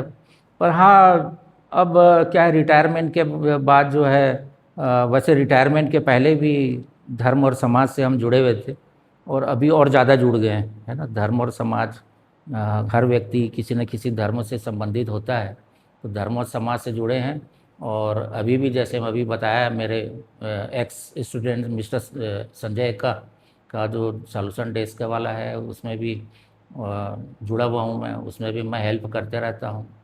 और ऐसा कोई चेंज तो नहीं आया है मेरे साथ। पहले भी और आज भी आप उठ जाते हैं 5 बजे सुबह, हाँ जी। गुरुद्वारा जाते हैं। हाँ जी। तो और मतलब आपके स्टाफ के भी लोग या आपके जो स्टूडेंट मिलते थे ना मेरे को, या मिलते हैं अभी भी, हाँ तो वो भी बताते हैं कि सर बहुत ज़्यादा मेहनती हैं, और मतलब जितने भी काम आप किए हैं मतलब एक्स्ट्रा ही काम किए हैं। तो आज भी मतलब रूटीन आपका वही है, सुबह 5 बजे उठने वाला। हाँ जी। आज अभी मतलब मेरे ख्याल से और जल्दी हो गया, 4:30 4 बजे हो हाँ गए, जी। हाँ जी। है ना। तो और आपको मतलब ऐसे जो स्कूल लाइफ थी आपकी, मतलब जो ड्यूटी टाइम आप स्कूल जाते थे, हाँ। स्कूल की अभी याद आती है आपको? हाँ, जैसे कहते हैं ना, फिल्मों में दिखाता है फ्लैशबैक, है ना। फ्लैशबैक में जो नायक है वो सोचते रहता है ना, ब्लैक एंड वाइट हो जाता है उसका कलर फिल्म। तो मेरे को छत्तीसगढ़ स्कूल का कभी याद आता है, कभी मध्य प्रदेश का, कभी बारनौपारा का, वहाँ कैसे रहते थे हम लोग, या कभी पटेवा का, सोरीत का, जसपुर का। ये याद आता है कि हाँ हम लोग ऐसा करते थे। और वहाँ के स्टाफ और स्टूडेंट के बारे में बताया कि वो लोग अभी भी संपर्क में। और याद तो आती है ना, इतने साल, 37 साल और कुछ महीने मैंने गवर्नमेंट में काम किया, और छत्तीसगढ़ स्कूल में 2 साल, लगभग 40 ईयर मैंने सेवा दी। और आपकी ज़िंदगी का अभी तक का कोई प्राउड मोमेंट जो आप एकदम गर्व लगता है आपको, जिसको आप याद करते हैं तो? हाँ, प्राउड मोमेंट, अब प्राउड मोमेंट में तो बहुत सारे हैं। जैसे 2014 का लोकसभा चुनाव हुआ, तो वहाँ पर मेरी ड्यूटी जो है, गरियाबंद जिला में ओड़, एक जगह का नाम है ओड़, आपने सुना होगा। वहाँ मेरी ड्यूटी लगी थी, वहाँ पे हेलीकॉप्टर से जाना था। तो मैं बड़ा खुश हुआ, क्योंकि मैंने पहला चुनाव जो है, शायद लोकसभा या विधानसभा था, मध्य प्रदेश में था, तो बैलगाड़ी में किए थे हम लोग, 4 लोग बैलगाड़ी से वो किए थे। उस समय मतदान अधिकारी नंबर 1 में लगा था ड्यूटी मेरा, एक ही बार लगा है, उसके बाद प्रिसाइडिंग ऑफिसर में हर समय लगा है मेरा। तो मैं सोचा अरे वाह यार, ये तो बड़े अच्छा है, हेलीकॉप्टर से जाना है चुनाव कराने। मैं बड़ा खुश था, पर मुझे बड़ा हंसी भी आया कि मेरे साथी लोग दुखी हो गए। अरे सर, वहाँ जा रहे हैं आप हेलीकॉप्टर में, वो तो वहाँ पर तो डर की स्थिति है, ऐसी है वैसी है वो है ये। मतलब मेरे को अभी तो पता नहीं भाई क्या चीज़ है, मेरे को तो खुशी लग रही, हेलीकॉप्टर से जाना है। 2014 का लोकसभा चुनाव। एयरफोर्स का हेलीकॉप्टर था वो, हाँ बड़े जी, वाला? हाँ, एयरफोर्स का था वो। और बहुत सारे रिपोर्टर आ गए वहाँ के, गरियाबंद के, है ना। बताइए सिंह साहब, वहाँ पे डर की स्थिति है, आप वहाँ जा रहे हैं, आपको कैसा लग रहा है? बोला मैं तो अभी गया नहीं हूँ, वहाँ कैसी स्थिति है, मैं तो बड़ा खुश हूँ कि मेरी जो ड्यूटी है वहाँ लगी है बाई हेलीकॉप्टर, और चुनाव कराने जाना है मेरे को, मैंने सब सामान वामान रख लिया है, मेरे मतदान अधिकारी भी ये हैं, ऐसा करके। और उसके बाद हम गए वहाँ, तो वहाँ पर लगभग 150 सीआरपीएफ के, छत्तीसगढ़ पुलिस के, कोबरा बटालियन और भी बहुत सारे 150 जवान तैनात थे वहाँ पे। एक छावनी था वहाँ पर, पहाड़ में बसा हुआ था वो गांव ओड़। हम्म। और वहाँ पे हमने चुनाव कराया, और बड़े अच्छे से कराया। और उसके बाद रात को, मतलब शाम को जब वापस लौटना था हमें गरियाबंद, तो किसी कारणवश हेलीकॉप्टर नहीं आया, तो हमको रात भी वहीं गुजारना पड़ा, क्योंकि पुलिस वाले पूरा सब तो थे, 150 लोग थे। तो अगले दिन हम निकले वहाँ से, और अगले दिन हम सवेरे सवेरे वहाँ पहुँचे गरियाबंद। तो गरियाबंद में उस समय जो रिटर्निंग ऑफिसर हैं, वो कलेक्टर, वो थे मिस्टर अमित कटारिया जी थे। वो हमको देखे, हम मेरे साथ, मेरे साथियों को, मेरे को भी, हम लोग 2 दल गए थे हेलीकॉप्टर में। ओड़ के थे, ओड़ में मेरी ड्यूटी थी, एक आमा मोरा, एक और पास में गांव आमा मोरा, वहाँ पे मेरे साथ एक बीएड किए हैं सुरेश वर्मा जी, वो भी मेरे से बातचीत होते रहती है, अभी अकलवारा के प्रिंसिपल हैं वो। ज्योग्राफी वाले हैं, वो भी गए थे, उनके दल के लोग गए थे, मेरे साथ भी बहुत लोग थे। गणेश पटेल जी थे, उनके साथ भी बातचीत होते रहती है। एक साहू जी थे, और भी 2-4 लोग और थे। तो अमित कटारिया साहब देख के बोलते हैं, आप लोग इतना खुशी खुशी आ रहे हैं, इसका मतलब आप लोगों ने बड़ा अच्छा से मतदान कराया है। बोला हाँ जी साहब, कलेक्टर साहब, हमने अच्छा से। रिपोर्टर फिर आ गए, है ना, वो गरियाबंद के रिपोर्टर ने फिर मेरे से संपर्क किया, माइक लेके आ गए। बोले सिंह साहब, वहाँ तो डर की स्थिति थी, आपको डर लगा क्या वहाँ? बोला हमको कोई डर नहीं लगा, हमने तो आराम से मतदान कराया, और मशीन ईवीएम मशीन हमने सील करके पूरा ला के अभी जमा करने जा रहे हैं। अमित कटारिया साहब से मिलने के पहले की बात है ये। तो आपको डर नहीं लगा? वहाँ बोला नहीं, कोई डर नहीं लगा हमको, हम तो आराम से चुनाव करा के आ रहे हैं। तो फिर मैंने बोला देखिए ऐसा है कि हम तो चुनाव करा के आ गए हैं, पर हमारी रक्षा के लिए 150 जवान तैनात थे वहाँ पे। मैं उनको सादर नमन करता हूँ, छत्तीसगढ़ पुलिस को, आर्मी के, सीआरपीएफ के जवानों को, कि उन्होंने हमारी सुरक्षा के लिए इतना मुस्तैदी से काम किया वहाँ पर। और पर मेरे को दुख यह हुआ, बोला मैं उनको, रिपोर्टर को, कि हमारी रक्षा तो वो कर रहे हैं, हम 4 लोगों के लिए, और आमा मोरा के वहाँ पर भी 4 लोग थे, मतलब टोटल 8 लोगों के लिए, है ना, उनके लिए अलग रहे होंगे। पर मैं सोच रहा था कि उनकी रक्षा कौन कर रहा है, उन 150 जवानों की रक्षा कौन कर रहा है। तो रिपोर्टर चुप थे। मैं बोला कि रिपोर्टर जितने थे उनको, कि उनकी जो रक्षा है, 150 जवानों की रक्षा अकाल पुरख वाहिगुरु जी कर रहे हैं। उनकी मेहर है उनके ऊपर, उनकी कृपा है, दया दृष्टि है, तो वो अपने सुरक्षित है। कि बाद में जवान बोल रहे थे, सर आप लोग तो हेलीकॉप्टर में बैठ के चले जाएंगे गरियाबंद और सामान जमा करेंगे और अपने अपने घर पहुंच जाएंगे, हम लोग अभी 70 किलोमीटर पैदल चलेंगे लाओ लश्कर के साथ। उनका जो लंगर का जो बर्तन वर्तन वो रहता है, कोई गाड़ी वाड़ी कुछ नहीं, सबको लाद के हम लोग पैदल गरियाबंद जाएंगे। तो ये मेरे लिए प्राउड मोमेंट था। सैनिक और छत्तीसगढ़ पुलिस कोबरा बटालियन जितने भी थे सैनिक थे, पुलिस वाले थे, उनको मेरा सादर नमन है। ये मैं प्राउड फील महसूस करता हूँ। मतलब सबसे पहला चुनाव आप में जब सबसे पहले चुनाव में गए थे तो बैलगाड़ी में गए थे, हाँ जी, मतलब बैलेट पेपर वगैरह लेके, हाँ जी। और आखिरी ये मतलब सेकंड लास्ट चुनाव था शायद आपका। हाँ, ये नहीं, बीच में तो बहुत सारे हुए। नहीं 19 में आपका लास्ट चुनाव होगा, 2019 वाला। हाँ 19 में, 23 में तो मैं हाँ, रिटायर हो तो गया। मतलब बैलगाड़ी से लेके हेलीकॉप्टर तक का हाँ सफर ये आपने पूरा किया है। हाँ, ये, और मैंने कभी भी कोई भी ड्यूटी हो, चाहे चुनाव की ड्यूटी हो, चाहे प्रैक्टिकल एग्ज़ाम लेने के लिए एक्सटर्नल हो, मैं देवभोग तक चले गया प्रैक्टिकल लेने के लिए 10th क्लास का। वहाँ पे कोई टीचर नहीं है, कुछ नहीं। अब बच्चों से मैं साइंस का क्या पूछूं, साइंस में प्रैक्टिकल में लगा था। मैंने उनसे हल्की फुल्की ही बातें की, और बड़ा दुर्भाग्य है कि हाई स्कूल है, वहाँ टीचर नहीं है, तो कौन पढ़ाते हैं, तो मिडिल स्कूल के टीचर पढ़ाते हैं, विषय विशेषज्ञ है नहीं। या फिर एग्ज़ाम लेने के लिए मेरा सेंटर सुपरिटेंडेंट में भी जहाँ भी लगा है, जैसे अभी जसपुर में था मैं, तो ऐसे ऐसे जगह में रोड ही नहीं है वहाँ पर, है ना, पथरीला जगह है, वहाँ पे रहना पड़ा मेरे को, बहुत दूर एकदम। जसपुर में भी मेरा हेडक्वार्टर था, शासकीय मकान मिला था मेरे को, पर मेरे को वहीं रहना पड़ता था, और लाइट नहीं वहाँ पर। या फिर ये चुनाव ड्यूटी है, तो मैं कभी भी ऐसा नहीं किया कि मेरा कैंसिल कर दो। मैंने जो भी मेरे को अधिकारियों ने मुझे जो भी कार्य दिया है, उसको मैंने सहर्ष स्वीकार किया और अच्छे से करने की कोशिश की है मैंने। हाँ जी। और उस समय के एजुकेशन सिस्टम में जब आप स्टार्ट किए थे और आज के एजुकेशन सिस्टम में आपको सबसे बड़ा फर्क क्या नज़र आता है? उस समय देखिए, जब मैंने 86 से प्रारंभ किया, 84 भी कह सकते हैं, प्राइवेट स्कूल में, उस समय कोई व्हाट्सएप फेसबुक का तो ज़माना था नहीं वहाँ पे। तो उस समय मैं समझता हूँ स्टूडेंट की राइटिंग, अधिकांश स्टूडेंट की राइटिंग बहुत अच्छी होती थी। और आजकल व्हाट्सएप के ज़माने में स्टूडेंट लिखना नहीं चाहते हैं। आज मैं देखता था, मैं जब एग्ज़ाम लेने जाता था, क्वेश्चन पेपर मिलने के साथ ही छात्र छात्राएं, इंटेलिजेंट से इंटेलिजेंट छात्र छात्राओं को देखता, वो इधर उधर देखने लगते।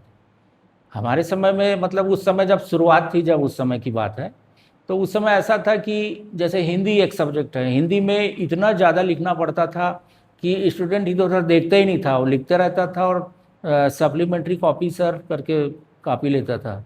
और आजकल लिखने की प्रैक्टिस है ही नहीं, तो अगर लिखते भी हैं तो उनकी राइटिंग इतनी सुंदर नहीं है, राइटिंग की जगह टाइपिंग नहीं आ गया है। हाँ, और मैं आजकल जो एज ए प्रिंसिपल था या लेक्चरर था या टीचर भी था मैं, तो मैं अच्छे सुंदर राइटिंग वाले स्टूडेंट को पुरस्कृत भी करता था असेंबली में, है ना। हाँ जी।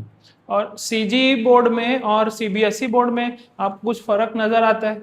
क्योंकि हम लोग जब क्लास 10th हम दिए थे, क्लास 10th बोर्ड हम दिए थे, तो सीजी बोर्ड था। फिर उसके बाद जब हम 11th में गए ना, तो हमारे स्कूल में सीबीएसई बोर्ड आ गए। तो उसमें आप टीचर के रूप में आपको कोई फ़र्क महसूस होता है? हाँ, हमारे यहाँ छत्तीसगढ़ में 10th तक तो SCRT की किताबें चलती है। वैसे 11th 12th में भी चलती है SCRT की, पर वो जो SCRT की किताबें चलती हैं वो CBSE से डिफरेंट है ना। और 11th और 12th की हमारे यहाँ छत्तीसगढ़ में वही CBSE वाले जो पढ़ते हैं वो 2017 से, मैं ट्रेनिंग में भी गया था, मैथ्स की ट्रेनिंग थी वहाँ रायपुर में, सिब्बल कॉम्प्लेक्स में, वहाँ पर पैलेस में। तो वहाँ 2 दिन की थी मैथ्स की ट्रेनिंग। तो 2017 से हमारे यहाँ CBSE का ही कोर्स चल रहा है हमारे यहाँ छत्तीसगढ़ में, मैथ्स का हो, फिजिक्स का हो, केमिस्ट्री, बायोलॉजी, और शायद आर्ट्स के भी होंगे। तो ज़्यादा डिफरेंट नहीं है कोर्स में, है ना, CBSE और CG में। और आज के एजुकेशन सिस्टम में अगर आपको मौका दिया जाए एक बदलाव लाने का, तो आप क्या बदलाव लाना चाहेंगे? हाँ, देखिए, बदलाव लाने के लिए ऐसा है कि जैसे पहले क्लास फर्स्ट से लेके 8 तक परीक्षाएं होती थी, और 5वीं और 8वीं में बोर्ड एग्ज़ाम होते थे। आपने भी बोर्ड एग्ज़ाम दिया होगा। तो फिफ्थ, हाँ जी। 5th 8th 10th 12th।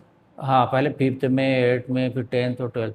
तो आजकल 5th और 8th में बोर्ड क्लास शायद होता भी है शायद, पर उसमें क्या है, हर बच्चा पास हो जाता है। पहले ऐसा था कि पास फेल वाली बातें होती थी, कि जो अच्छा इंटेलिजेंट बच्चा है वही फिर 8वीं बोर्ड करके फिर आगे आता था, और कोई परेशानी।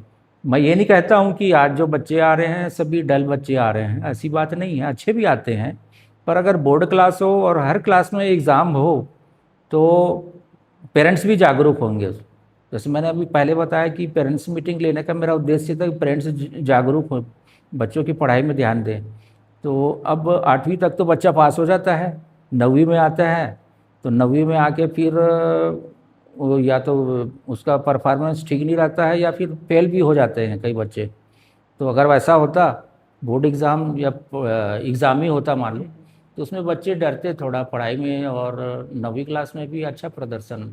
मेरे को जितना याद है, मेरे ख्याल से हम लोग की ही लास्ट जनरेशन है जो 5th बोर्ड भी दी है, 8th भी दी है, 10th भी और 12th भी। क्योंकि 5th बोर्ड जब हम 2005 में दिए थे ना, तो उसके बाद 7th 2007 या 8 में 5th बोर्ड खत्म हो गया था।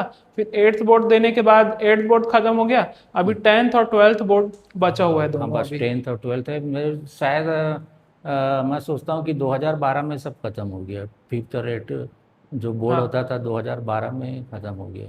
और अभी 10th और 12th में होता है बोर्ड एग्ज़ाम। सोशल मीडिया और मोबाइल का कितना फर्क पड़ा है आने से? अच्छा हुआ है एजुकेशन सिस्टम उन दोनों के आने से, या बुरा हुआ है? हाँ, नहीं, अच्छा भी हुआ है। जैसे आजकल बच्चे, मैं तो स्कूल में लाने नहीं देता था, कोई फंक्शन होता था तभी वो, जिनको कोई बच्चे को डांस करना है या और कोई परफॉर्मेंस करना है, तब गाना गाना है देशभक्ति वाला, तो वो लाते थे। वो मोबाइल का उपयोग बच्चे ज़्यादा करने लग गए हैं, और पढ़ाई में ध्यान नहीं दे रहे हैं। दूसरा, मोबाइल से फ़ायदा भी है कि आजकल बच्चे इतने एडवांस हो गए हैं कि वो अपने सब्जेक्ट टीचर से पूछते नहीं, सीधा गूगल में सर्च करने लग जाते हैं, है ना। फिजिक्स की प्रॉब्लम हो, उसको केमिस्ट्री की या मैथ्स की हो या और कोई सब्जेक्ट की हो, कुछ भी हो, तो सीधा गूगल में सर्च करते हैं, सर ये देखो मैं सर्च किया हूँ, ये निकला इसमें। तो अच्छी बात भी है ना, और बुरा भी है, ज़्यादा उसका उपयोग ना करें। जैसे अभी पहले बताया मैंने, राइटिंग भी उनकी अच्छी नहीं, लिखने की आदत नहीं है उनकी, तो राइटिंग अच्छी बन नहीं रही है। हाँ जी। पेरेंट्स अपने बच्चों पर, कई पेरेंट्स ध्यान नहीं देते हैं, तो कई बच्चे थोड़ा डिस्टर्ब हो जाते हैं पढ़ाई से, मतलब मन उनका कहीं और चले जाता है। तो पेरेंट्स ऐसी क्या गलती करते हैं कि बच्चे थोड़े पढ़ाई से उनका मन उठ जाता है, पढ़ाई में ध्यान ही नहीं लगता है फिर? इसका कारण वही है, जैसे अभी बताया मैंने, कि बच्चे जो हैं, पेरेंट्स जो हैं, मतलब बच्चों को ध्यान नहीं दे पाते हैं, कि वो सोचते हैं कि बच्चा स्कूल जा रहा है और स्कूल में पढ़ाई कर रहा है, जबकि उनको पेरेंट्स को सोचना चाहिए कि बच्चा जो है स्कूल में 6 घंटे रहता है, बाकी के जो 18 घंटे हैं वो तो पेरेंट्स के साथ रहता है ना। तो 18 घंटे में वो उसकी क्या एक्टिविटी है वो पेरेंट्स को जानना चाहिए। और उसका पेरेंट्स को ही 18 घंटे का शेड्यूल बनाना चाहिए, और रहे तो बच्चा अच्छा तैयारी करेगा, है ना। वो स्कूल में डाल देते हैं, स्कूल में तो 6 घंटे ही रहता है बच्चा ना, बाकी 18 घंटा तो उनके। इसीलिए मेरा उद्देश्य रहता था पेरेंट्स मीटिंग लेने का, कि पेरेंट्स को बताना कि आपका बच्चा किस प्रकार है ना। और उसमें पेरेंट्स मीटिंग में हम सभी क्षेत्र में देखते थे, ये नहीं पढ़ाई, है ना, और भी कल्चर एक्टिविटी में ध्यान देता है कि नहीं, खेल वगैरह में स्पोर्ट्स में ध्यान देता है कि नहीं, और भी कोई सांस्कृतिक कार्यक्रम होता है ना, उसमें भाग लेता है कि नहीं, सब के बारे में हम बताते थे उसको। मेरे को याद है पेरेंट्स टीचर मीटिंग में आप बाहर रहते थे, मम्मी जाती थी मेरे साथ।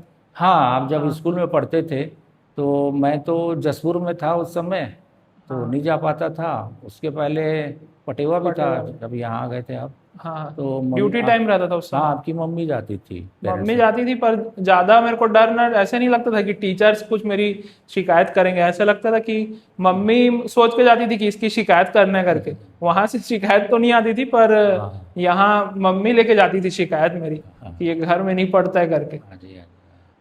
और ये मैं आपसे पूछ रहा था कि जो बच्चे हैं, कई लोग ना मैथ्स लेने से डरते हैं, जैसे 10th के बाद ना कई लोग मैथ्स लेने से थोड़ा पीछे हटते हैं। हाँ जी। तो मैथ्स लेने से क्यों डरते हैं अच्छा अच्छा। स्टूडेंट्स? हाँ, इसका कारण वही है, जैसे अभी मैंने बताया अभी, कि पहली से 8वीं तक का एग्ज़ाम ख़त्म हो गया है, बच्चों में कोई डर नहीं पढ़ाई के बारे में, तो उनका बेस खराब है ना।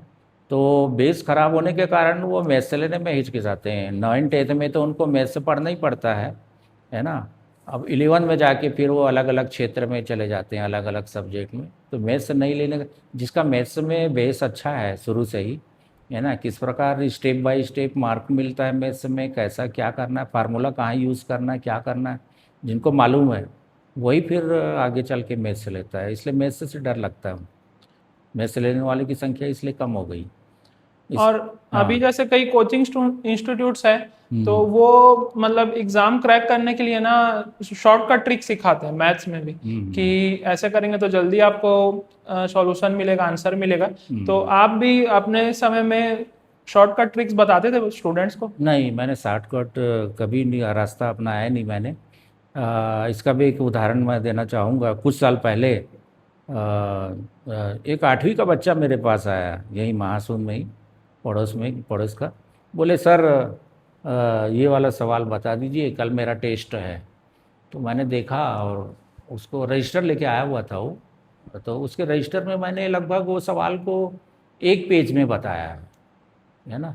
और बताया ये ऐसा होगा, यहाँ के बाद इसके बाद ये वाला स्टेप, फिर ये स्टेप, ऐसा ऐसा करके वो तुरंत अपना स्कूल की जो कापी है, क्लास वर्क की कापी निकाल के बैठ गया।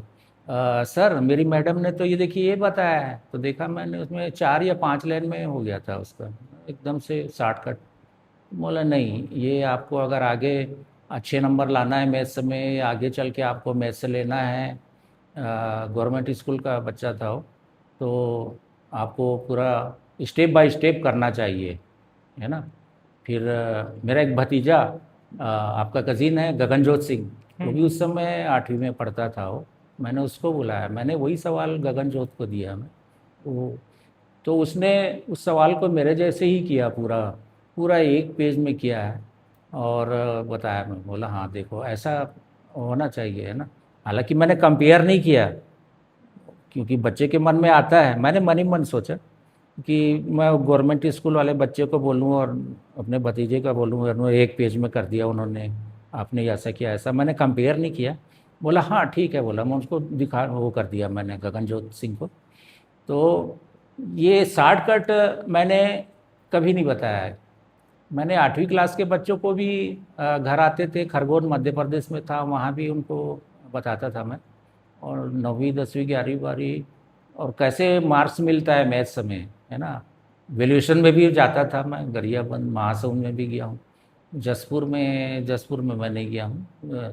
तो वहाँ वैल्यूएशन में भी हम वही करते थे कि कैसे नंबर कैसे देना है। जैसे 2 नंबर का है क्वेश्चन आया है मैथ्स में, 10th में या 12th में, तो उसमें 1 नंबर तो फार्मूला लिखने में रहता था, और 1 नंबर आपने फार्मूला में सब्स्टिट्यूट कर दिया वैल्यूज़, और आपने आंसर भी ले आया है, तो 1 नंबर और मिलता है। वैसे भी 3 4 5 6 नंबर के जो रहते हैं, स्टेप बाय स्टेप मिलता है।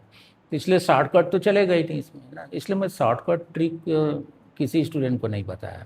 हाँ जी। और फैमिली और कैरियर, आप मतलब अधिकतर समय आप बाहर ही रहे थे, जशपुर में, पटेवा में, तो आप फैमिली और कैरियर को दोनों को कैसे बैलेंस करके चले? हाँ हाँ हाँ, देखिए जैसे मैं 10 बजे से 4 बजे तक ड्यूटी करता था, उसके बाद मैं घर में आके फैमिली के साथ रहता था, है ना। फैमिली की जो प्रॉब्लम है, और जैसे पहले बताया मैंने, धर्म और समाज से भी मैं पहले से ही जुड़ा हुआ हूँ, तो इसमें कोई समस्या नहीं आई। फैमिली एंड अपने मेरे वर्क में ऐसी कोई समस्या नहीं आई। और जी। सफलता को अगर हम देखें, सफलता आपके हिसाब से क्या डेफिनेशन है सफलता की? सफलता के लिए आपको सफलता चाहिए तो आप पूरी मेहनत से काम कीजिए। आप किसी भी क्षेत्र में हो, चाहे आप अगर बिजनेस कर रहे हैं या कोई जॉब कर रहे हैं, तो आपको मेहनत तो करनी पड़ेगी उसमें। और सर्विस लाइफ में तो मैंने बताया ही कि आप अपने अधिकारियों के, उच्च अधिकारियों के आदेशों की पालन करें, है ना, तो सफलता आपको मिलेगी। पैसा, इज्जत और खुशी, इन सब में सबसे ज़्यादा जरूरी आप क्या चीज़ को समझते हैं? हाँ, इसमें इज्जत, या इसको बोल सकते हैं इमेज, आपका इमेज किस प्रकार का है, इमेज आपको बनाए रखना है। जैसे मैं टीचर था पहले, तो मध्य प्रदेश में पटेवा में भी टीचर था, तो वहाँ पे लोग मुझे लेक्चरर बोलते थे कि आप जैसे आप केमिस्ट्री और मैथ्स का पढ़ाते हैं सर, बिल्कुल लेक्चरर टाइप पढ़ाते हैं, प्रैक्टिकल भी कराता था मैं। और तो इज्जत ज़्यादा ज़रूरी, मतलब इमेज बनाना, कोई भी आपका क्षेत्र है, ऐसा ना हो कि आप कोई भी जॉब में हो, चाहे इंजीनियर हो, डॉक्टर हो, या टीचर हो, लेक्चरर हो, प्रिंसिपल हो, आपका इमेज ठीक नहीं है और 10 लोग आपके बारे में बोले, अरे यार इनका व्यवहार ठीक नहीं है, ये कैसे किस प्रकार का काम करते हैं। तो सबसे महत्वपूर्ण है इज्जत, या आपको इमेज कैसे बनाना है, वो मैं आवश्यक समझता हूँ। हाँ जी। और ज़िंदगी में आपकी कोई ऐसी इमोशनल याद जिसको आप आज भी याद करते होंगे तो बहुत ज़्यादा इमोशनल हो जाते हैं? हाँ, देखिए 1989 में, उस समय मेरे को शासकीय सेवा में आते हुए लगभग 3 साल हुआ था। जैसे मैंने पहले बताया था कि मेरे बैंक ऑफ इंडिया के बहुत सारे दोस्त बन गए थे, उनके साथ मैं बड़ा एंजॉय किया 6 साल मध्य प्रदेश में। तो वहाँ पे मेरे रूम पार्टनर बन गए थे मिस्टर मनोज मुखर्जी, जो रायपुर के रहने वाले थे। तो अचानक 89 में उनका ट्रांसफ़र खंडवा हो गया। वो करही पाडलिया गांव था, वो वहाँ भी बैंक ऑफ इंडिया था। वहाँ से वो खंडवा गए, तो खंडवा में उनका पूरा सामान वगैरह लेके एक गाड़ी किए थे हम लोग, मैं और अच्छा, मैं अरुण सोनी जी को भूल रहा था मैं, वो भी बड़े अच्छे मित्र हैं मेरे, अभी भी बात करते हैं मेरे से, बैंक ऑफ इंडिया के, रिटायर हो गए। वो भी इंदौर में उनका ट्रेडर्स है, टाइल्स वगैरह सीमेंट छड़ की दुकान है। अरुण सोनी जी वहाँ के भीलवाड़ा के हैं, नहीं सॉरी अजमेर के हैं, उनकी मिसेज भाभी जी भीलवाड़ा की, उनके घर भी गए। दिनेश सोनी जी हैं, मध्य प्रदेश के हैं। संजय दत्ता हैं, झारखंड के हैं। तो मैं अरुण सोनी जी उनको छोड़ने भी गए वहाँ पे, उनका पूरा सामान वगैरह, बैचलर थे वो भी, मैं भी उस समय बैचलर था, मेरा भी ब्याह नहीं हुआ था उस समय 89 में। तो हम लोग उनको छोड़ने गए खंडवा में, और वहाँ भी इंजॉय किए, और फिर हम आ गए अपने अपने जगह, करी पाडलिया आ गए, मैं आ गया, अरुण सोनी जी भी आ गए, हम लोग आ गए। कुछ दिन बाद पता चला, वेल 2 या 3 दिन बाद, कि उनका डेथ हो गया है, मनोज मुखर्जी जी का। अचानक डेथ हो गया उनका। और इंदौर से कुछ आगे एक गांव है, गांव का नाम भी याद है, तो 6 गांव माखन एक गांव है, वहाँ पे जंगल में मिला उनका शरीर, जो है मृतक शरीर मिला। हम लोग सब बैंक वाले गए थे, मैं, चौहान साहब, नरेश जोशी, अरुण सोनी जी, संजय दत्ता लगता नहीं आए थे उस समय, अरुण सोनी जी थे। तो हम लोग 4-5 लोग गए वहाँ, तो उनका मृतक शरीर को देख के मेरे आंखों से बहुत आंसू निकल गए। वो भावुक क्षण था मेरे लिए, कि वो मेरे रूम पार्टनर थे, और लगभग 3 साल ही उनके साथ मैं संपर्क में रहा, 86 से 89 तक 3 साल। वो मेरे से 2 साल छोटे थे वो। और बड़ा दुख हुआ मैं, और काफ़ी दिनों तक मैं असहज रहा। और उसके बाद धीरे धीरे धीरे सामान्य हुआ, पर अभी भी उनकी याद आती है मनोज मुखर्जी की। काफ़ी आकर्षक व्यक्तित्व था, मेरे से भी लंबे हाइट के थे, और हर क्षेत्र में आपको जिस टॉपिक से में उनसे बात करना है, जैसे स्पोर्ट्स हो या फिल्म हो, राजनीति हो, कुछ भी हो, इंग्लिश के भी अच्छे ज्ञाता थे। इंग्लिश के नावल मुझे देते थे पढ़ने के लिए, वो खुद भी इंग्लिश में पढ़ते थे, काफ़ी इंटेलिजेंट व्यक्ति थे। पर उनका ऐसा असामयिक निधन होना मेरे लिए एक भावुक क्षण था। और दूसरा ये है कि जब आपकी दादी का निधन हुआ, आपकी दादी का निधन जब मैं जसपुर में था 2010 में, तो उस समय मैं, आपकी दादी बहुत बीमार थी, लगभग 84 ईयर की थी उस समय 2010 में। तो मैं उनके लिए छुट्टी लेके मैं आया था। प्राचार्य उस समय सिद्दीकी सर नहीं, विनोद गुप्ता सर थे, उनसे मैं परमिशन लेके मैं आया था छुट्टी में। और उसके बाद अचानक छुट्टियां ख़त्म भी हो गई, और घर में सभी, आपकी मम्मी है और भी आपके ताया जी वगैरह सब बोले कि छुट्टी बहुत हो गई है, आप जाइए ड्यूटी में। तो मैंने उदास मन से मैंने हाँ करके मैंने 5 सितंबर की बात थी वो, 5 सितंबर 2010 टीचर्स डे रहता है, उस दिन मैं यहीं था, माँ की सेवा करने के लिए आया हुआ था। आपकी मम्मी ने तो बहुत सेवा की आपकी दादी की। तो मैं उस समय, वो बोल नहीं पाती थी आपकी दादी, है ना, तो मैंने कहा, आपकी दादी को हम माँ जी कह के बुलाते हैं, माँ जी मैं जा रहा हूँ। तो उनके मुंह से अस्पष्ट स्वर उभरे उनके होंठों से, हाँ ऐसा करके, और उनके आंखों में ना आंसू थे कि अरे मेरा बेटा अब जा रहा है अपने ड्यूटी में। उनको मालूम था, है ना, कि मैं जसपुर में वहाँ नौकरी करता हूँ, बीमार हो गई थी वो। तो वो क्षण मेरे लिए काफ़ी भावुक था, और मैं बहुत भावुक होकर मैं यहाँ से नदी मोड़ से बस पकड़ता था वहाँ जाने के लिए, जसपुर जाने के लिए। पूरे नाइट का सफ़र था। अब देखिए वहाँ बस का रिजर्वेशन कराना पड़ता था, और देखिए बस में मैं रिजर्वेशन भी कराया नदी मोड़ से जसपुर का, और बस वाले को मैंने हाथ दिखाया तो वो रोका भी नहीं, और आगे बहुत दूर आके रोका, जैसे बस जैसे वाहिगुरु कह रहे हैं कि आप रुक जाओ, आप मत जाओ, है ना, आपकी माताजी बहुत बीमार है, मत जाओ। बस वाला बहुत दूर, बहुत चिल्लाया मैं, और शायद मेरे छोटे भाई साहब अमरजीत सिंह भी थे, हम लोग बहुत चिल्लाए, तब फिर वो रोका हो, और मैं गया।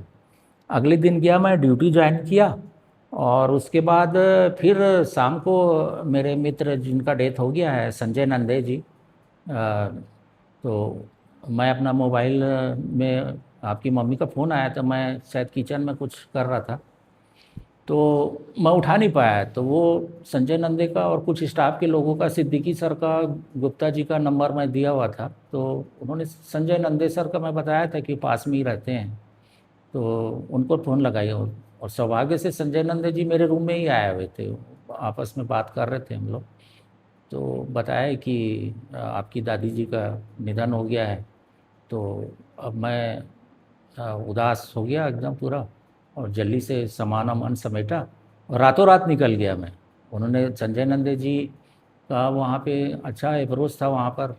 अभी जो माननीय मुख्यमंत्री हैं उनके साथ भी उनका जान पहचान था, उस समय सांसद थे वो विष्णुदेव शाह जी, और जल्दी से अप्रोच अच्छा था उनका। पर बस में एक रिजर्वेशन ही कराना था उस समय, रिजर्वेशन कराया, और मैं फिर महासमुंद आया मैं, और अपनी माताजी के संस्कार में मैं, आपकी दादी जी के संस्कार में मैं शामिल हुआ।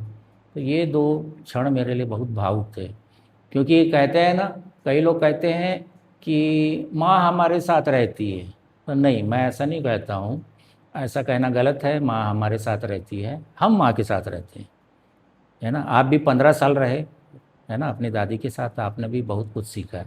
तो ये 2 भावुक क्षण थे मेरे लिए। हाँ जी। माँ जी के साथ तो मतलब मैं रहा ही था। माँ जी बहुत कुछ हम लोग को सिखाई भी, बहुत कुछ बताई भी, बहुत एक्सपीरियंस वो बताते थे अपना।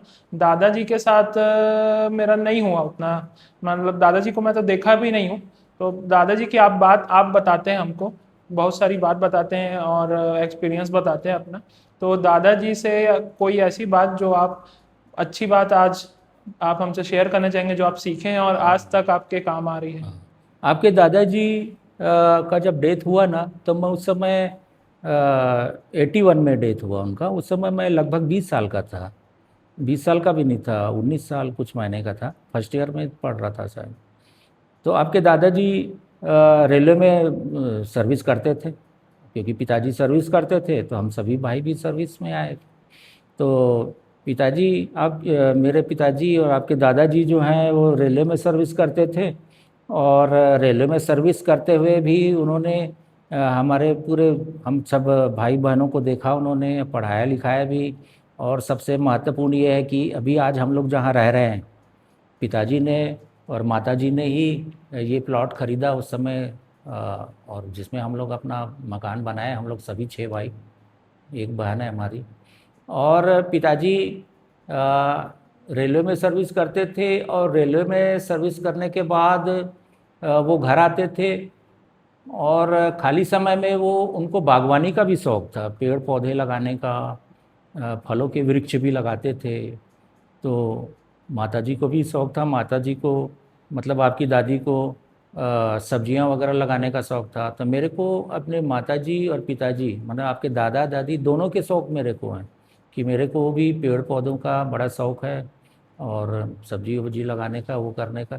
और पिताजी जब हम प्राइमरी स्कूल में पढ़ते थे, हम 3 भाई, जो सबसे छोटे थे, मेरे से छोटे वाले भाई अमरजीत सिंह जी और मेरे से बड़े वाले हरजीत सिंह जी, हम तीनों को वो बैठाते थे जब हम प्राइमरी स्कूल में थे, और गुरमुखी लिपि का ज्ञान हमको देते थे। उन्होंने एक ब्लैक बोर्ड भी बनाया था अपने घर में, वहाँ पे पीछे में ओपन एरिया था वहाँ पर, वहाँ हम तीनों बैठ जाते थे, तीनों भाई।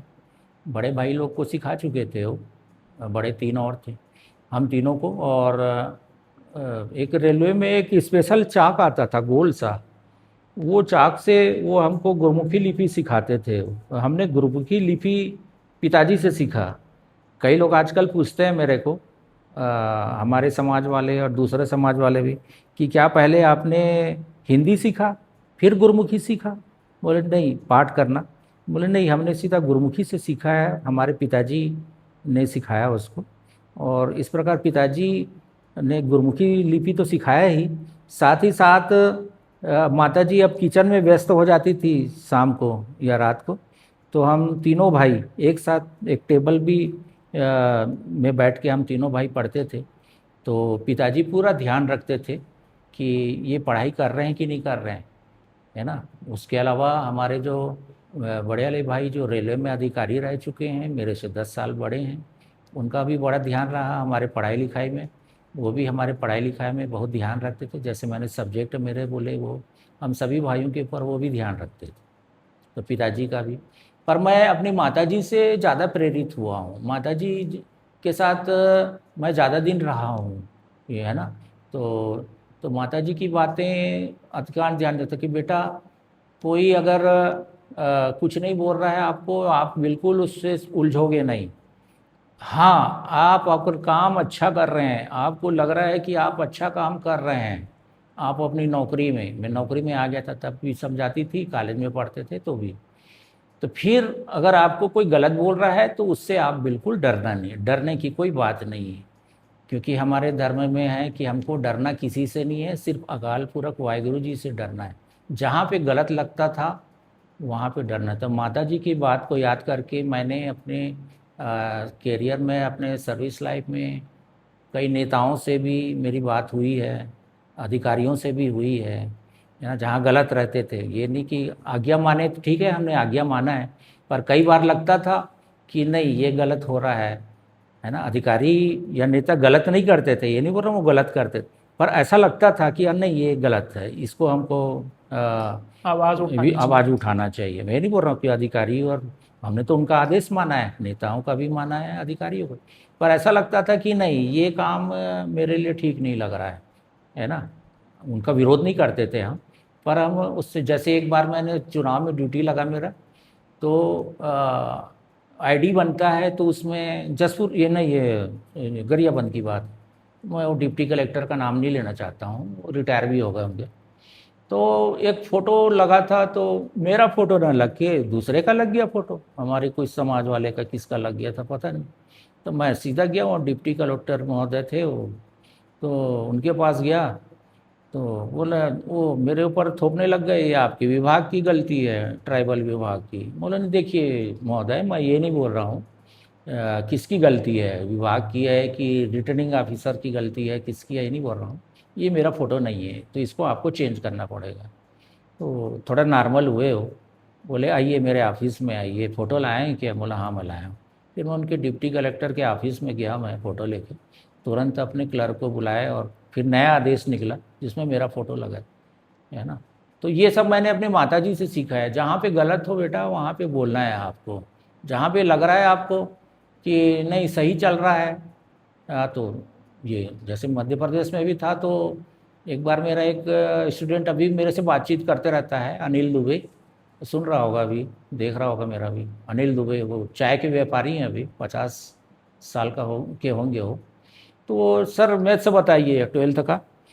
तो मैथ्स पढ़ा रहा था, तो एक नेताजी आ गए, मैं उनका नाम लेना नहीं चाहता हूँ, और आ गए और उनके साथ उस समय जीप रहती थी, आजकल तो टाटा सूमो और बोलेरो ये गाड़ी रहती है, उस समय वो जीप में घूमते थे। बड़े लंबा आकर्षक व्यक्तित्व था उनका, लंबे चौड़े धोती कुर्ता पहनते थे सफ़ेद रंग का। उनके साथ कुछ लोग और थे, उतर गए और मैं इधर वो लड़के को मैथ से बता रहा हूँ, मेरे को कुछ बोल ही नहीं रहे उन लोग।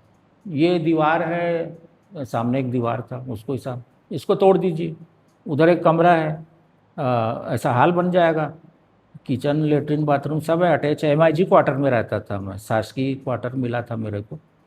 तो आप वहाँ ऐसा कर लीजिए, वो कर लीजिए, और मेरे तरफ कोई देख ही नहीं रहा है, कोई उधर जा रहा है, कोई उधर जा रहा है। उसके साथ 3-4 लोग और थे नेताजी के साथ। आखिर मेरा सब्र का पैमाना छलक गया, मैंने अपनी माँ की बातों को याद रखा, जहाँ बेटा गलत हो वहाँ बोलना है, चुपचाप चुप रहना नहीं। खड़े हो गया मैं, नेताजी क्या बात है करके। वो नेताजी मेरे को सरदार साहब बोलते थे, है ना। बोले सरदार साहब ये लोग टेलीफोन विभाग के हैं, MIG नंबर आपका क्या है? बोले मेरा 8, 10 क्वार्टर बने हुए थे शासकीय, एक नंबर खाली है, तो एक नंबर में टेलीफोन ऑफिस बनाना है। तो ये मैं उनको बता रहा था, सिचुएशन बता रहा था। तो नेताजी आप परमिशन लेके बोल के भी आ सकते हैं, आप तो बिल्कुल आए हो और बिल्कुल ये दीवार को तोड़ दो, इसको ये करो वो करो। उस समय मैं अकेला रहता था, माताजी आपकी दादी को भी मैं लेके जाता था, पर उस समय नहीं आई थी वो।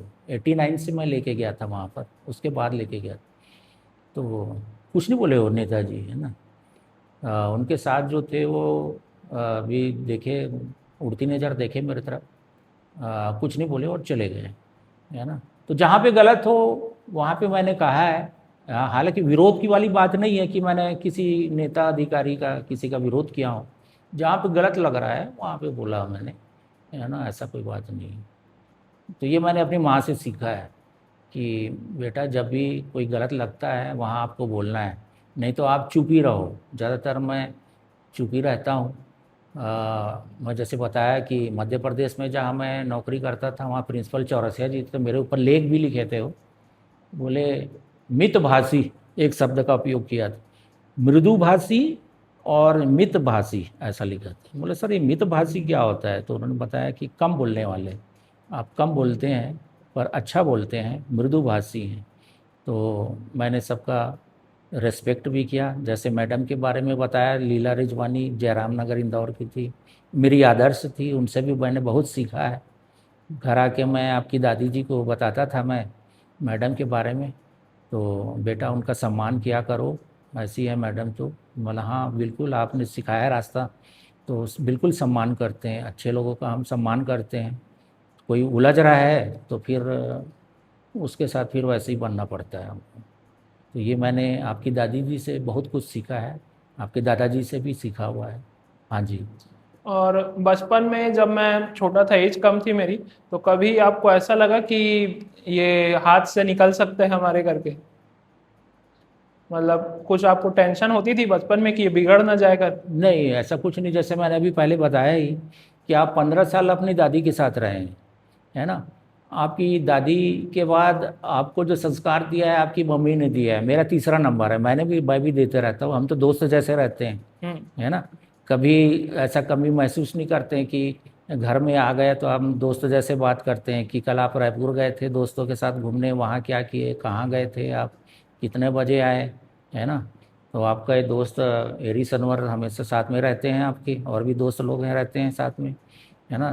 तो क्या किए, तो आप भी खुल के बोलते हैं कि हमने ये किया, हम वहाँ गए।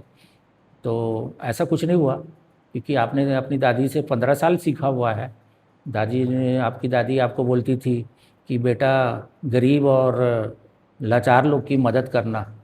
तो आपके ऑफिस में भी आप एक सफल इंजीनियर हैं, और आपके ऑफिस में भी आप बताते हैं जैसे साधु संत लोग आते हैं, हम्म। आप उनको भोजन छकाते हैं। और आप वृद्धाश्रम जाते हैं, वहाँ सेवा करते हैं। और यहाँ पास में बेलसोंडा है, वहाँ बालिका आश्रम है, वहाँ जाके भी आप अपने मित्र एरी सनवर के साथ आप अच्छा काम करते हैं, है ना, आप सेवा करते हैं। तो आपको अपनी दादी से, अपनी मम्मी से और अच्छे संस्कार मिले हैं, तो ऐसी कोई बात नहीं है, आप अच्छा काम कर रहे हैं। और जो हाँ जी, व्लॉग्स हम बनाते हैं, डेली व्लॉग्स चलते हैं जो, तो आप देखते हैं व्लॉग्स हाँ हमारे, जी, हाँ जी। तो उसमें हमको क्या चेंज लाना है या क्या चीज़ आपको अच्छी लगती है? हाँ, आप अब उसमें व्लॉग में दैनिक जीवन से संबंधित बताते हैं कि आप रोज़ गुरुद्वारा जाते हैं। एक सिख के लिए रोज़ गुरुद्वारा जाना, हर धर्म के लोगों के लिए अपने धर्म से जुड़े रहना आवश्यक है। गुरुद्वारा जाते हैं आप, और अच्छी अच्छी चीज़ें बताते हैं, जैसे अभी मैंने बताया कि आप वृद्धाश्रम जाते हैं, वहाँ सेवा करते हैं, और बालिका आश्रम जाते हैं, वहाँ सेवा करते हैं। और हमारे घर में एक मेंबर और है, सिम्बा, है ना, हम्म। जो लगभग 9 साल से है हमारे साथ है। और उसके उसका बर्थडे हो या और भी ऐसी कुछ हो, तो आप स्ट्रीट डॉग को भोजन कराते हैं। ये बड़ी अच्छा लगता है आपको, आप अपने व्लॉग में भी दिखाते हैं उसमें, ये अच्छी बात है। हाँ जी। और एक अच्छे पिता के रूप में आप अगर देखते हैं कि मुझे मेरी जो कार्यशैली है या जो भी व्लॉग्स में मैं दिखाता हूँ, तो आपको ऐसी कोई बात है जो देख के लगता है कि हाँ, कि मैं मतलब आप और मम्मी एक अच्छे पिता और एक अच्छे माता बने हैं? वैसे तो हैं आप। हाँ, आपको देख के कुछ ऐसा लगता है कि हाँ, ये हमको इसको सिखाए हैं तो ये उस चीज़ पे खरा उतरा है? हाँ बिल्कुल, हमको लगता है कि आप व्लॉग में भी दिखाते हैं, और हम जैसे चाहते हैं, जैसे आप 11वीं क्लास में आप आपको सब्जेक्ट चॉइस करना था, तो मैंने आपके ऊपर ही वो कर दिया था कि आपको जो सब्जेक्ट लेना है लो। तो आप बोले नहीं, मम्मी को आप अपने कहने लग गए कि नहीं, पापा मैथ्स से लिए हैं तो मैं भी मैथ्स से लूँगा, है ना। और आपको मैथ्स मिला भी वहाँ पर स्कूल में। तो आप एक एक सफल पुत्र, मैं कहूँगा, के रूप में है आप।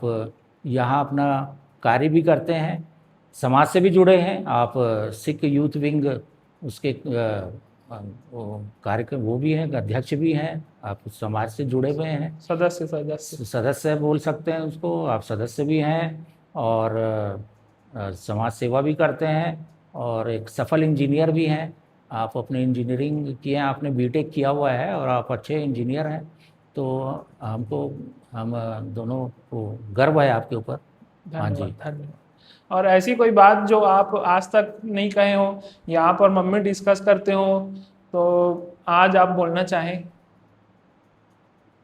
आपके साथ, हाँ, मेरे से। हाँ नहीं, आपके साथ हम हर प्रकार का डिस्कस करते हैं, है ना। कि कई बार आप जैसे घूमने गए हैं, है ना, तो अब पूरा पूछते हैं हम लोग, कहाँ गए हैं, कहाँ घूमने गए हैं, या ऑफिस काम कर रहे हैं, आप कहीं साइट में जाते हैं, है ना, हमको सब पता रहता है कि आप कहाँ गए हैं, है ना।